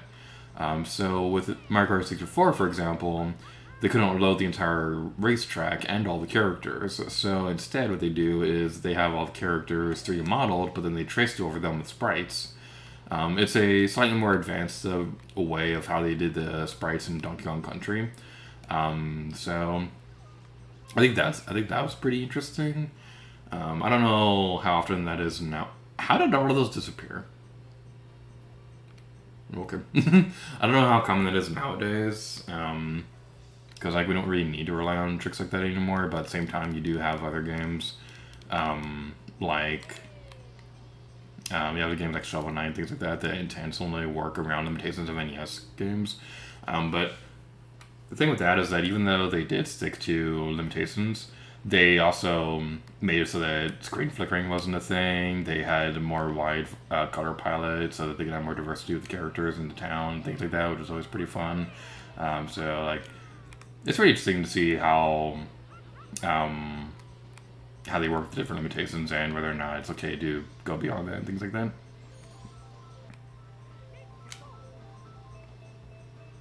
Let's go. Whee! Alright, looking at your chat.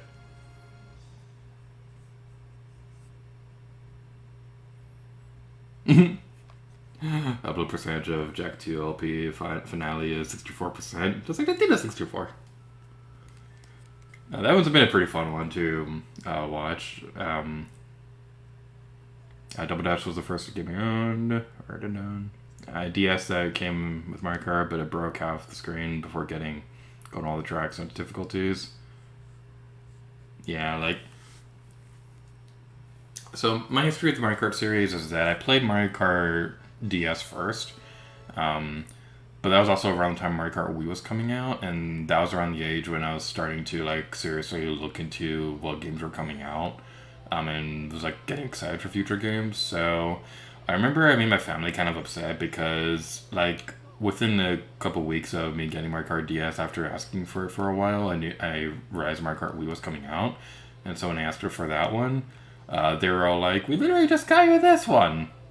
So, like, I understand that. At the same time, like we had to wait for Mario Kart Wii for a little while. And then when we did get the game, I didn't really like it quite as much as DS, so I just usually went back to playing that one.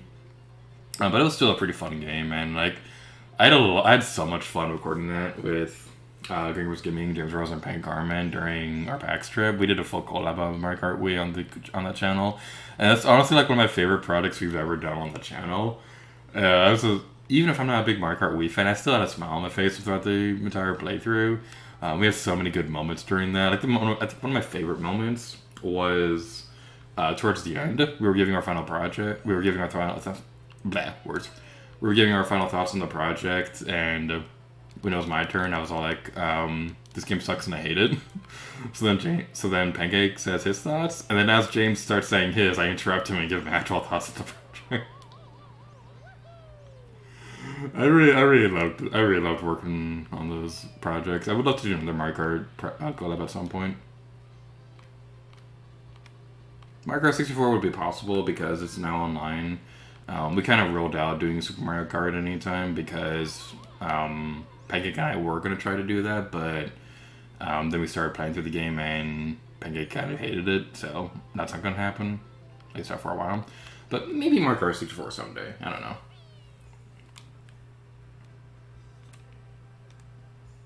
Has anybody really enjoying playing Horizon Zero Dawn on PS5? I want to get the game so bad. I think it's on Steam, but the game just looks so good.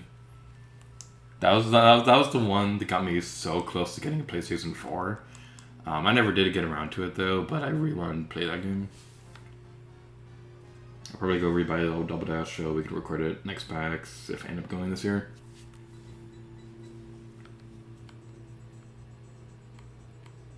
Yeah, I really hope that we are able to do another trip like that at some point, because that was so much fun meeting all you guys. That was really cool.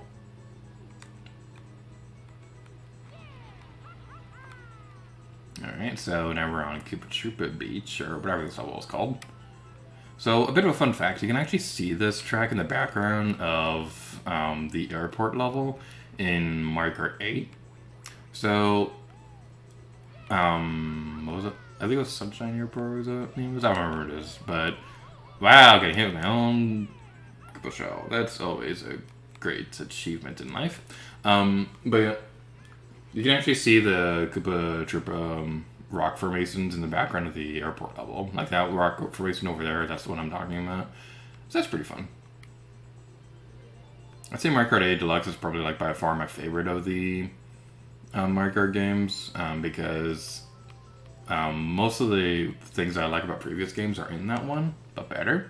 Like it has my favorite battle mode, like the Switch version has my favorite battle mode, and I think it also just has really fun tracks in general.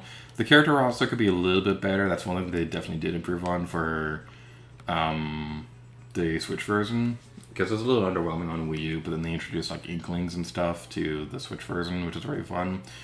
One thing I see a lot of people say is that they'll never make Mario Kart 9 on Switch now because 8 Deluxe keeps selling. Isn't that kind of like the whole point of making a sequel, because the original sold so well? So like, I don't get the mindset behind that. What I would love to see them do is like, I would love to see like a Mario Kart Ultimate where they have every character and every track from previous games returning. I think that'd be really fun if they're able to pull something like that off. I don't think they will though, because they seem pretty content doing what they are doing now with Mario Kart.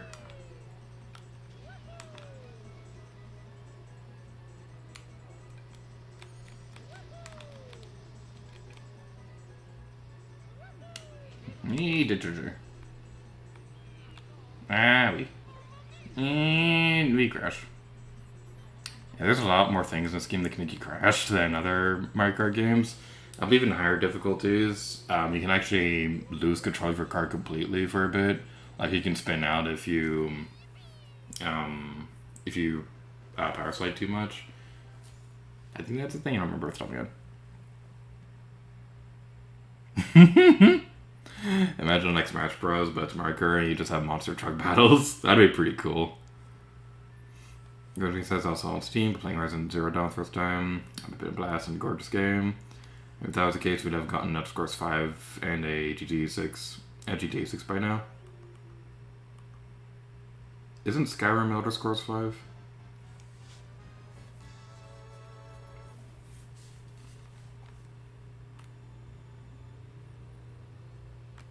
So this one's a pretty fun one. It has a really interesting gimmick where you have your own track to race through, but there's also a train that has its own track that's going by. And so you have to be careful because you have to stop when the train comes, otherwise you'll get run over and you'll die or whatever. I don't know. I don't actually know what happens if you get run over by the truck. But you literally have to stop when it happens. So moments like that where Luigi was able to time it perfectly to get around us because we had to stop and things like that. If you're able to beat the train, you can get a huge advantage over the other ones, but it's also super risky. I love this track. This one is so cool. Ah, you stole my item box, you whippersnapper.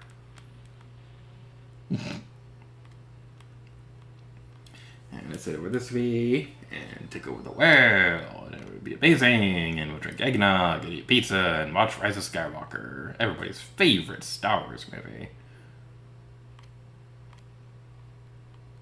What's your favorite Star Wars movie? Mine's a tie between Empire Strikes Back and Force Awakens.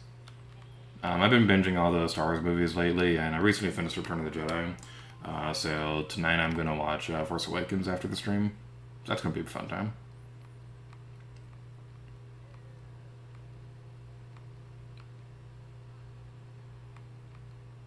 Alright, let's continue on over this way.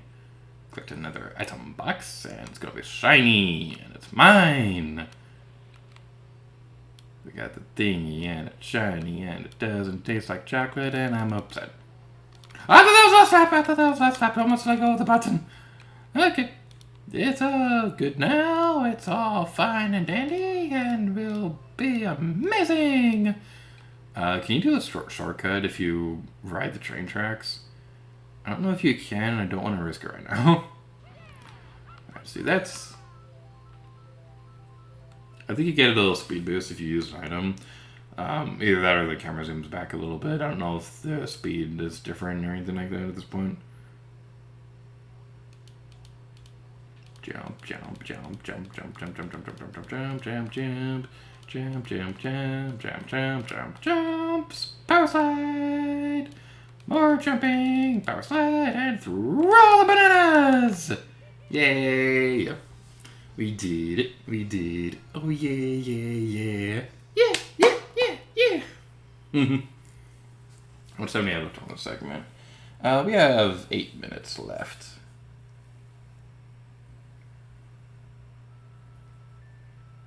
Whatever says that track was great. That was a hard one. I really like the original Star Wars as well as Revenge of the Sith. Yeah, they're all pretty fun movies. Like the only Star Wars movie I'd say that I outright don't really like that much, it has to be Solo. Because like when I was doing my Star Wars marathon, I like almost fell asleep during Solo, and I ended up having to watch it the rest of it a second day. Because like my big problem with it is that it seems like all the big important things about Han Solo's backstory, they make it out as if it all happened over the course of a week. So like Han Solo's golden dice, meeting Chewbacca, the Kelsior run, all those important things. I don't know. I kind of wish that they had spread them out just a little bit across time. Like if they had made a Solo TV show rather than a movie, I think that story would have worked out a lot better. Another piece of life advice: throw bananas. No eating here tonight. Woo, no eating here tonight. Woo, no eating here tonight. You're on a diet. Hurry up with the ceremony. I want to play more Mario Kart. We did it! Alright, let's move on to the next one. It's gonna be fun. I'm going to play with Peach. I haven't played the Special Cup yet, so let's do this. Yoshi Valley is in this game! Oh, I love that one in Mario Kart 8! I love that kill in my throat. Whee! This level looks cool. Oh, this one is in Mario Kart Wii. Oh, that's pretty fun. I think most of the tracks in this game have been remade at this point. I think there's probably like a few exceptions or something. How many tracks haven't been remade yet?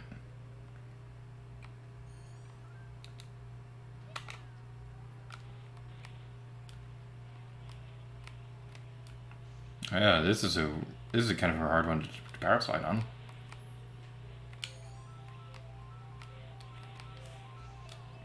Peach may not have been the best option for this one. But oh well, it'll be fine. We're all just peachy here. Get it? Peach? Obvious joke is obvious.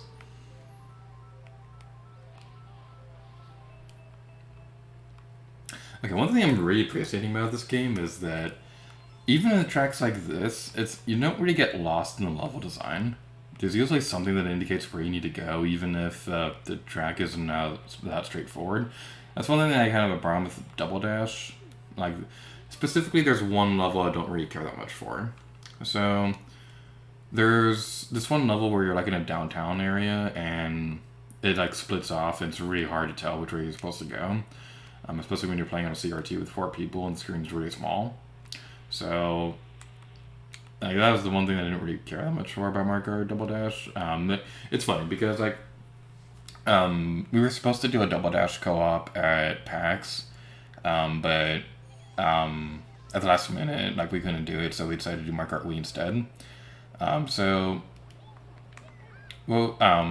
We ended up playing Mario Kart Double Dash anyway at the retro gaming booth and things like that. We spent a lot of time over there. That was a lot of fun.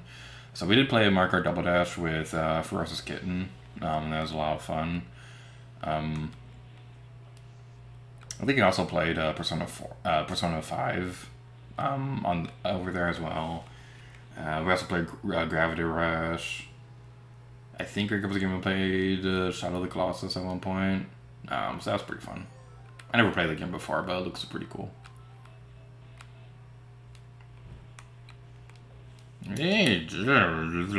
Ooh, he's throwing stuff at me.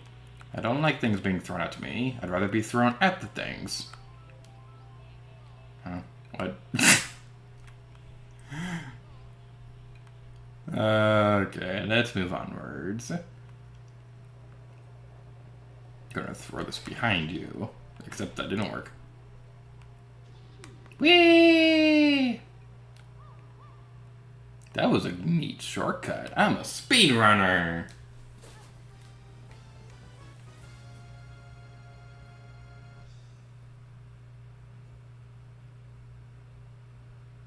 I'm missing to steal food from the kitchen. Never mind, no peppers. Oh.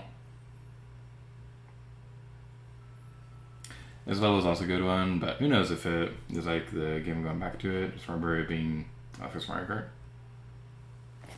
Like, I remember being told that this game was pretty difficult.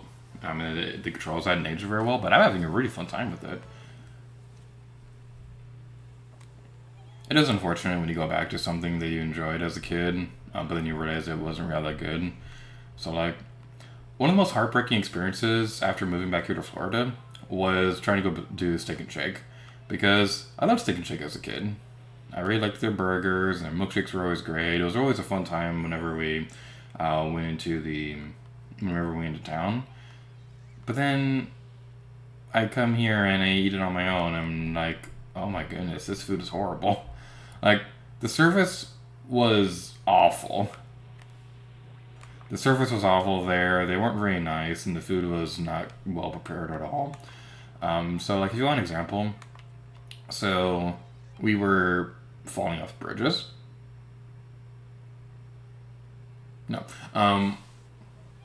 They don't even tell you what place you're in? Oh wow. This is really different from the one on Mario Kart 8 Deluxe. We're probably gonna lose this one. But yeah, what I was saying was that, what was I saying? Steak and Shake. So, we go to Steak and Shake, and, you know how when you're usually at a restaurant, they'll call a number, and then you go to the counter to pick up your food? Yeah, they didn't do that. Instead, they were continuously yelling, hello at me. I didn't know that they were talking to me at first, because I was reading a message on my phone, and like, I was reading that, and because it was like an important email and things like that, and so, like, as I listen to that, I keep thinking they're talking to somebody in the kitchen, but then I look up and they're yelling at me, and the person's like legit glaring at me, and it's like, you gave me a number specifically so you wouldn't have to do this. Like, why are you yelling at me? It's like, That was like a legit heartbreaking experience because I loved Stick and Shake as a kid, but going back to it as an adult, it was not a good experience at all. Hey, Pancake's playing 3D World plus Bowser's Fury. Yay! That was a very interesting experience to go through because I liked 3D World on Wii U, but I still considered it like the weakest 3D Mario game out there. But then, like when it came to Switch, just the little minor details that they changed about it just made it so much better. So like, I don't really consider it the worst 3D Mario game anymore. I think that probably has to go to 64 DS. But like, it was a lot of fun. They made the characters faster, and not to the point that it broke the game or anything like that. They just made them just a little bit faster, and like literally the only thing I could think of that would make the game feel better to control now would be if they had a triple jump in the game. That was like my big problem with 3D Land and 3D World, was that you didn't really feel good jumping around. It was just super bare bones and things like that. But then they just had that minor little change in Mario Kart, in Mario 3D World plus Bowser's Fury, and it just made the game so much better.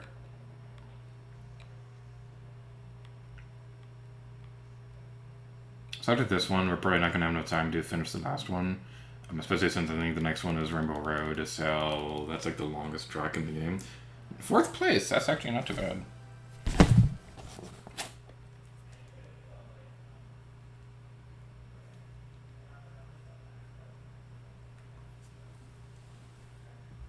We had a Stick and Shake in my town and closed it and opened up again, but now it's super sketchy.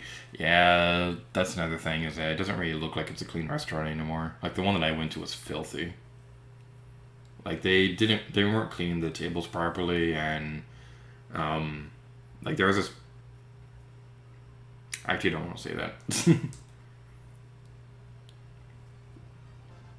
Banshee Boardwalk, okay. So that's it for the time we'll be spending on and all that stuff. Let's go and look at the stream chat before we do the next thing.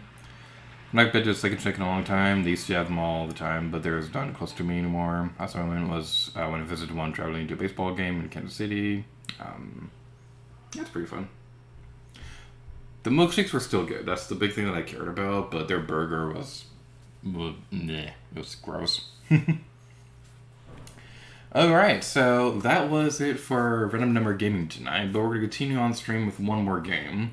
So, we started off announcing LP36 with Kirby 64 The Crystal Shards. This will be premiering after Super Paper Mario is over. Then we played some Random Number Gaming, and that's going to be pretty fun, testing out the grounds of the new system we'll be doing where we'll generate 3 games at a time, one from a select group of consoles, another from another, basically helping to streamline the setup for getting everything ready to play the games. And now we're going to do a practice recording session for a future collab. So this is going to be a fun one. This is a game that we've already announced on the channel so far. So this is going to be like a big revolutionary reveal or anything like that, but it is something that I would like to play for a little bit. So it's going to take a moment to set it up.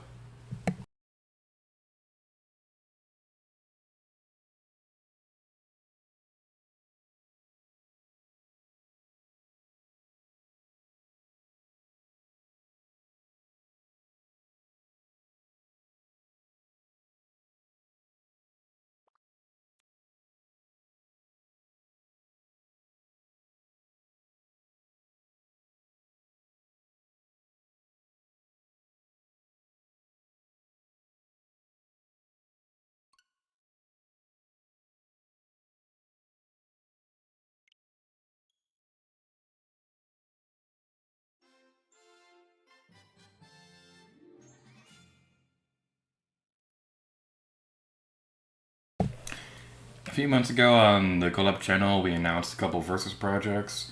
So, Green Purpose Gaming and I have done Super Mario Sunshine Versus. We haven't finished uploading it yet, but at the time that we're doing the stream, we have finished recording it, so we know who the winner was, and I'm not going to spoil it.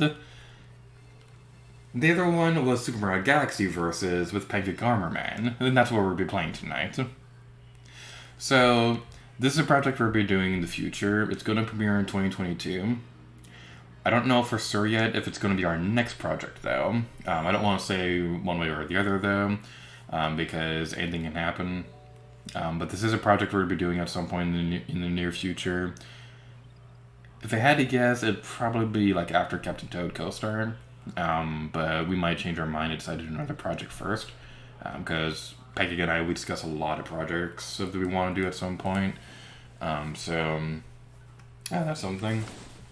So what we'll be doing is that we'll be playing for 20 minutes on this, and this is going to be fun. And my roommates are being loud in the other room, even though I told them I was streaming.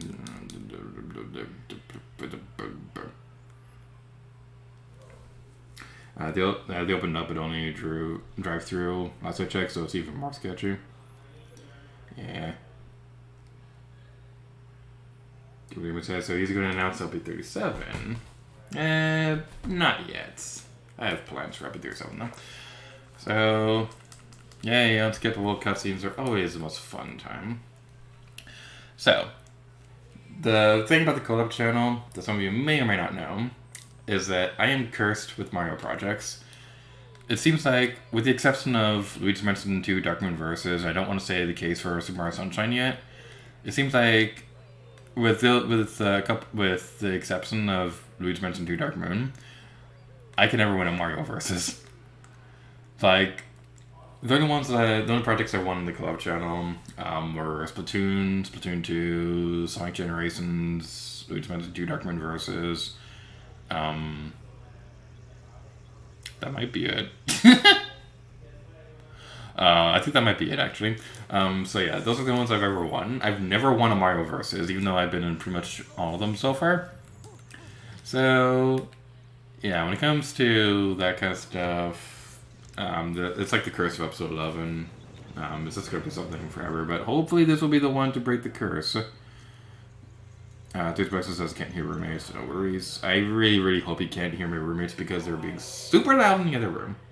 And I have a rant about this because literally a couple weeks ago, I had the TV on after work, and I get home. I usually closing shift at Galaxy's Edge, so I usually come home late at night, and I was trying to watch TV, and I only had the volume on 4. I could barely hear the movie. My roommate, who sleeps on the other wall, couldn't hear it. But then the next day, the other roommates were complaining to me, saying that the TV was too loud, and I was like, it was only on 4, I could barely hear it. Gamer says, watch this next Mario Versus a spin-off game that you win. James likes to tease me saying Luigi's Mansion 2 Dark Moon Versus didn't break the curse because it's a Luigi game, not a Mario game.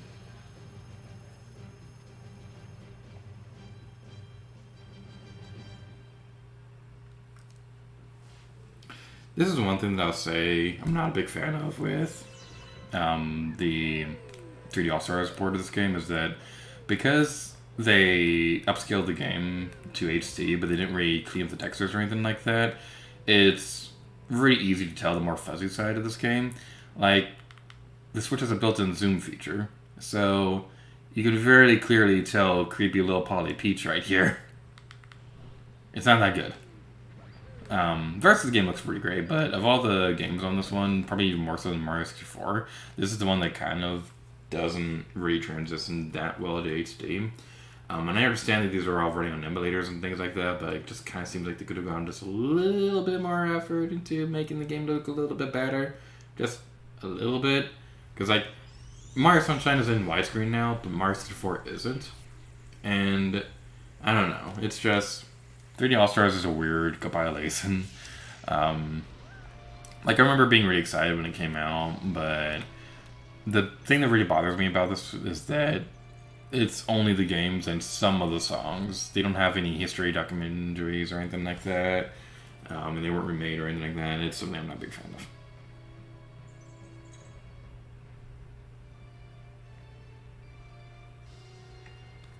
of. Gator wins Luigi's Mansion 3, but loses both Galaxy games and Odyssey. Boy.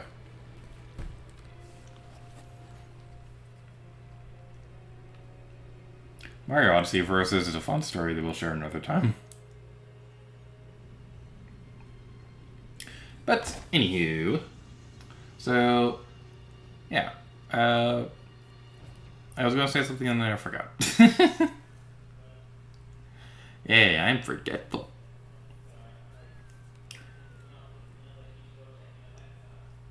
And that dumb voice clip of Peach being like, Mario! It seems like that's the one that they would like go on to reuse for like 10 years worth of Mario games. Because they reuse that a lot throughout this game. They use it a lot in Galaxy 2.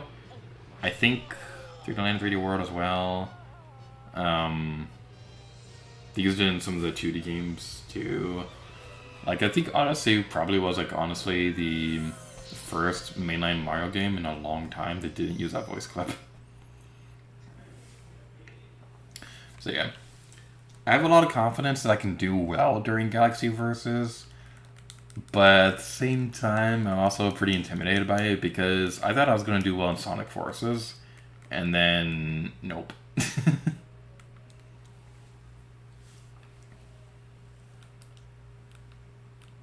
Maybe I'm thinking about it wrong. Maybe I should go into these projects knowing I'm going to lose. So, like, that's the secret. I've been overconfident. So, if I say I'm going from the start that I suck at the game, I'm going to win the verses. That is the secret. That's what I must do. That's how I'll complete the Mario. Let's play hide and seek. If you catch all of us, we'll tell you where you need to go, or whatever those stupid bunnies said.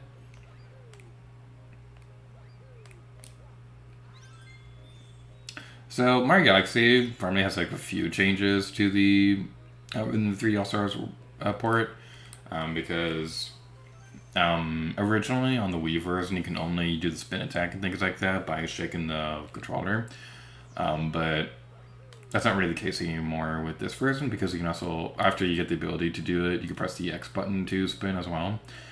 This is a welcome change, mostly because I like playing this game in handheld mode, because I have a fun story about this game. So, there's one more bonus video that I want to do for my Mario Galaxy Let's Play that I haven't gotten around to doing yet, and that's showcasing Super Luigi Galaxy. And the problem with that was that, like, you have to play through the entirety of this game and the Luigi Galaxy 100% to be able to get the very last level that I want to showcase in that bonus video. So I was partway through playing through Luigi Galaxy, and I was even streaming it during G8RStreams and things like that. Where's that last bunny? Bunny, hello, bunny, bunny, where are you? What do you have to say, buddy old pal? Only hidden in the pipe. Okie dokie, that is what we want to do.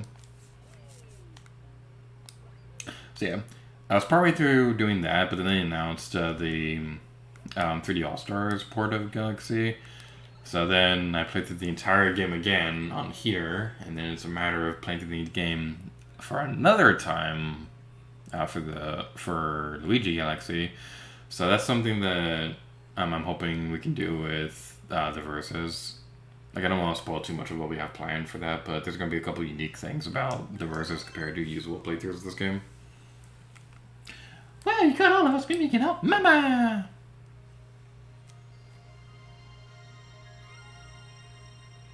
Your mother is very lovely. Question mark. I think I said the same joke in the Let's Play.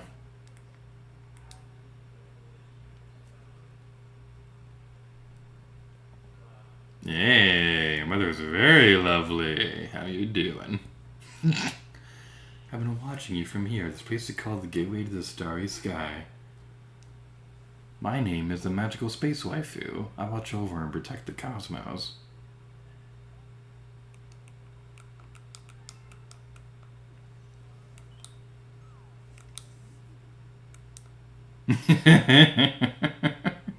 Gregor was getting says now it's time to see Secretly Peach in Disguise.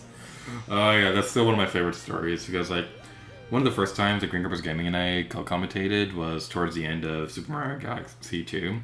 There's one point where he talked about like how his sister thought Peach was in disguise, and that's like one of my favorite things ever.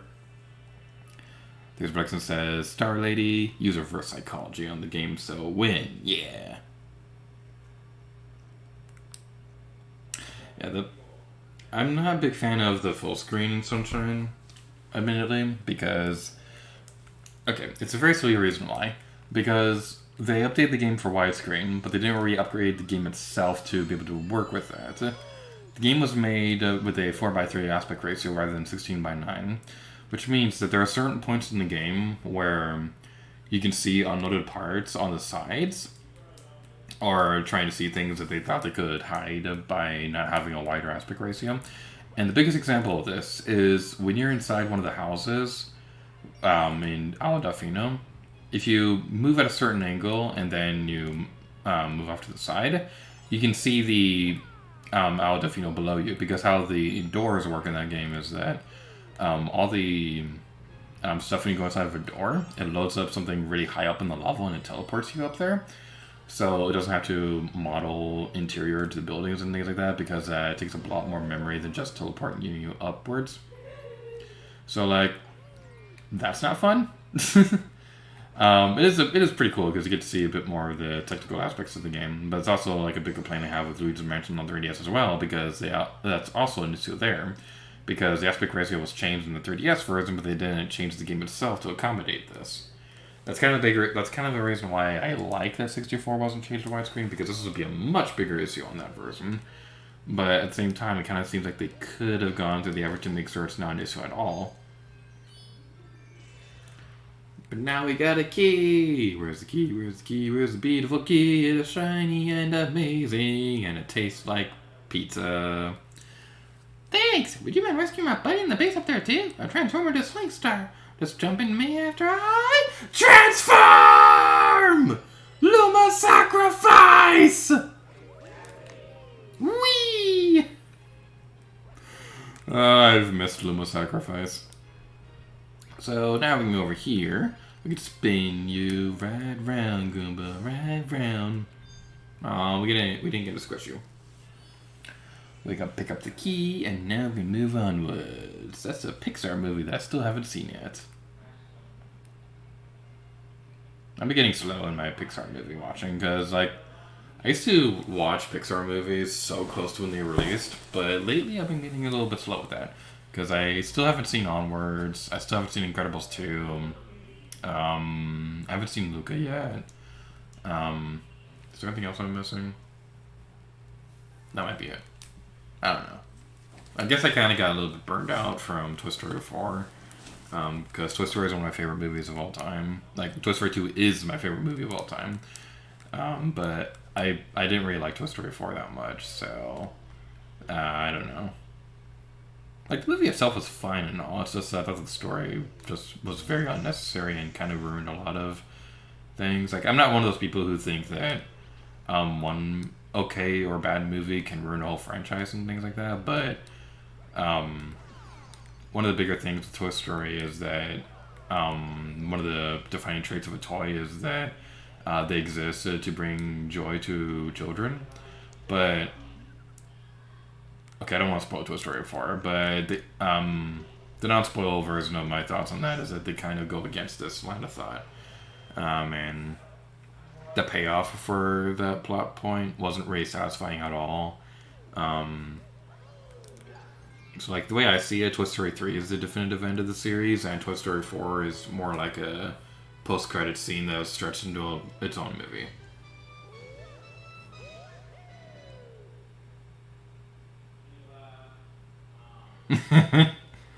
and the Who's Rachel thing, old fan-made memes back during the Wii U chat days, before Skype and the fancy Discord days.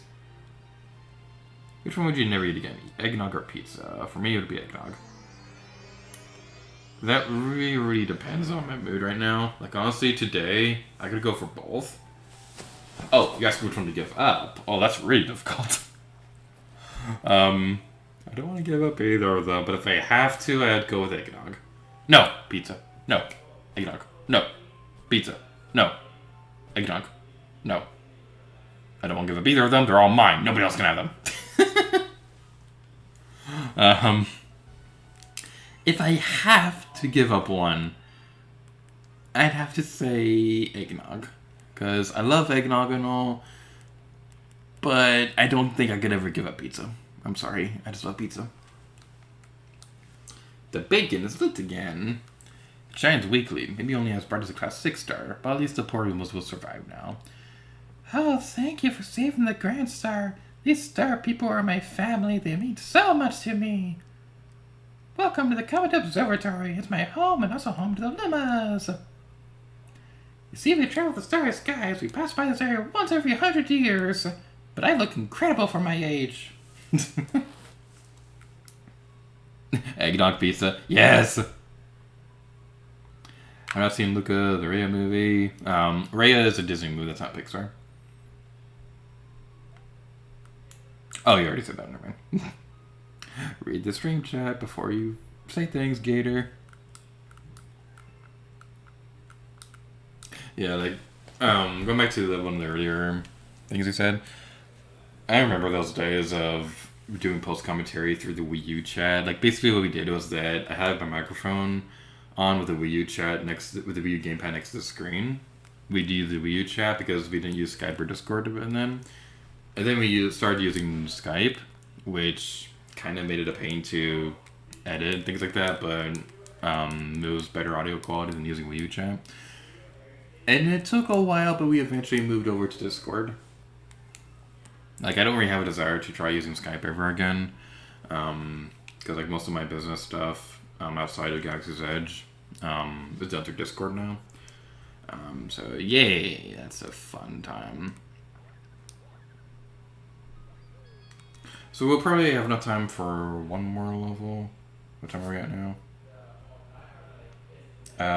We are at 16 minutes, so we'll go for one more level and then we'll call it quits for the stream. So hopefully that'll be okay and things like that. There are a couple more things I would like to discuss about the channel next year. So be sure to stay tuned until after Galaxy is over, so we can have some fun conversations and things like that. Like earlier, I'd already mentioned that starting in 2022 with Kirby 64, we're going to transition into only really focusing on one project at a time. But there's a few other things I would like to mention as well. It's all good news, so don't worry about that. Yes, I know, Luma, go away. I don't want to talk to you.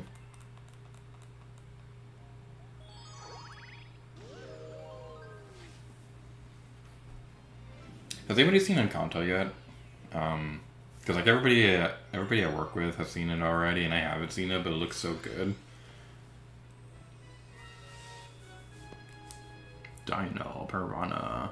Like, the thing is, I'm torn over whether or not I want to go see it in theaters or not, because I believe Encanto is going to be on Disney Plus pretty soon. But at the same time, there's just a magical experience with being in an actual theater and watching a movie. Like, I saw Spider-Man No Way Home recently, and man, being in that theater, that's like my favorite theater going experience since Avengers Endgame, because the crowd was so active during it, and all the big epic moments were just so fun to watch and things like that. Like, so my story about that is that I was originally going to go see it on the 18th, a couple of days after it had been in theaters. But then, like, I kept hearing that pretty much everybody at my work was going to go see it opening night. So I got an extra ticket to go with my friends and things like that. And I'm so happy that I did, because that theater was so active and we were all talking about it afterwards, and it was such a good time. Like, I usually don't really like hanging out with people. I'm very much a person who likes being alone and things like that. But it was like really fun talking about the movie with everyone. And then I went to go see it again on the 18th anyway. And the theater wasn't nearly as active during that one. But it was still pretty exciting during those moments. Like, I won't say anything specific, but those who already watched the movie probably already know what I'm talking about. But during those specific moments, yeah, that was pretty epic.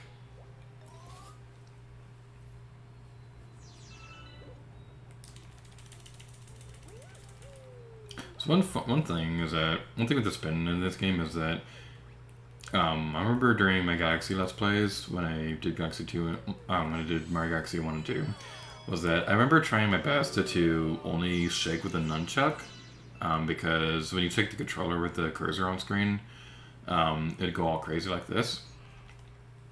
But I usually try to keep the pointer on screen anyway, so that if my capture card started lagging, I could spot it immediately. So that's one thing that I kind of wonder what it would have been like if this version had been available during those days, because I could have just pressed the button rather than shaking the controller all the time. I like the mouse controls, is something that I'm curious about.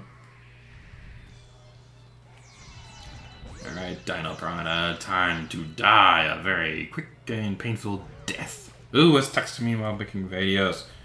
Ooh, it's calling me, go away! Ah, the boss is still going! And we're dead. Wow. That is a great sign for the verses. Oh boy. It always seems like whenever there's a public back over here? Why? That's a dumb place to put the thing. Why did it put me back on the planet with the stupid Dino Piranha? Getting the launch stars, we can go over here.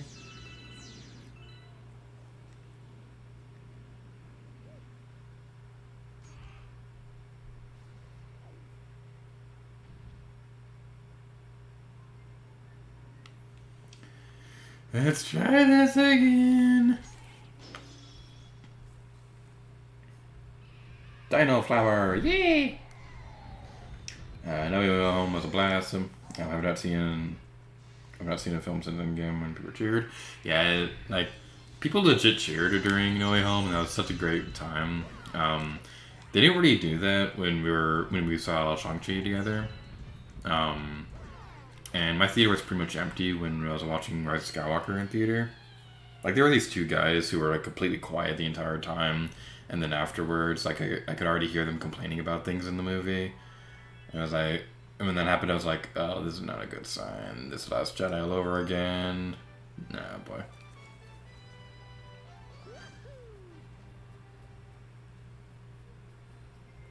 Seems like a lot of the projects they're working on with Star Wars nowadays... Like, it seems like anything aside from Solo and episodes 8 and 9 seems to be universally liked amongst Star Wars fans.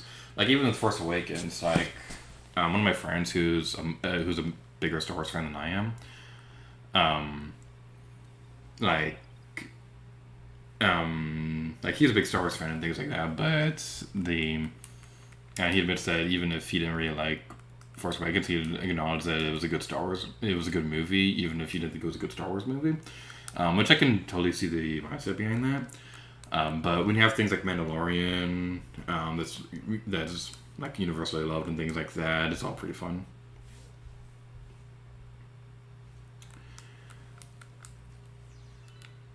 Alright, let's take care of this. That was a disgusting noise, and I'm going to turn off the game because of that. And also because we ran out of time. Alright, so with all that being said, that was all the games we'll be playing tonight. So thank you all so much for watching. We have a couple more things I'd like to discuss before we move onwards. So we're going to be discussing 2 upcoming Let's Plays that are not LP36. So within the next year, there's a Let's Play that I'm working on that is going to be pretty interesting. So this will be the first Let's Play that will feature a full voice acting cast. And I'm looking for voice actors now. So be warned, this is an M-rated game, and there is language in it. So if that bothers you, you probably don't want to try out. I'm looking for people who can pull off a feminine voice, because a majority of the main characters in this game are female. So that's what I'm looking for. We have one voice actor already who will be playing the main character. It's going to be a lot of fun because I think a lot of people watching this channel are already familiar with this person. So that's going to be pretty cool. I don't want to go into too many specifics about this particular game, but if you're interested, let me know through like Twitter or Discord and we could talk about it and things like that. And the other news is that one of the games we played during Random Number Gaming was not randomly generated. 2 of them were, but the other one is a future Let's Play that we'll be doing in 2022. And with all that being said, thank you all so much for watching. We're going to read the stream chat one more time before we wrap up the video. Gamers Gaming says, The Force Awakens was a great experience to see because so many people cosplayed and people cheering during certain scenes. Yeah, like, I'll never forget the moment when Rey caught the lightsaber. That was such a great moment. Like, I know a lot of people don't really care that much for Rey's character nowadays, but, like, that part was so cool. I really like Rey. She's really awesome. Everyone says that was a great stream. They were watching. I would be down. I would be down with seconding someone. Theo Buxton says goodbye. Have a good night. It was great watching. Bye. Thank you all so much for watching. I just have the biggest smile on my face right now because this is like one of my favorite stream chats we've had in a long time, and this is such a fun stream. So thank you all so much for watching. I don't know when the next stream is going to be, but it's definitely going to be the finishing off the Wasteland Koroks and Breath of the Wild. That's something we'll be doing next on G8RStreams and all that fun stuff. Beyond that, I don't know. Like, I would like to try the flip side Pit of 100 Trials again, but I think that's something we'll be focusing on after the Let's Play is over. But now taking care of all that, we'll run this video off here. Thank you all so much for watching this G8RStream. Stay tuned to the channel for The Legend of Zelda Breath of the Wild and Super Paper Mario will be continuing, as well as Splatoon 2's Splatfest, which is coming very close to completion. Kirby 64 will be premiering sometime after Super Paper Mario is over, as well as a few additional Let's Plays will be teased earlier in the stream, and look forward to any other projects we'll be taking care of on the collab channel. So thank you guys so much for watching the stream, and until next time, lead gear to you. Oh yeah.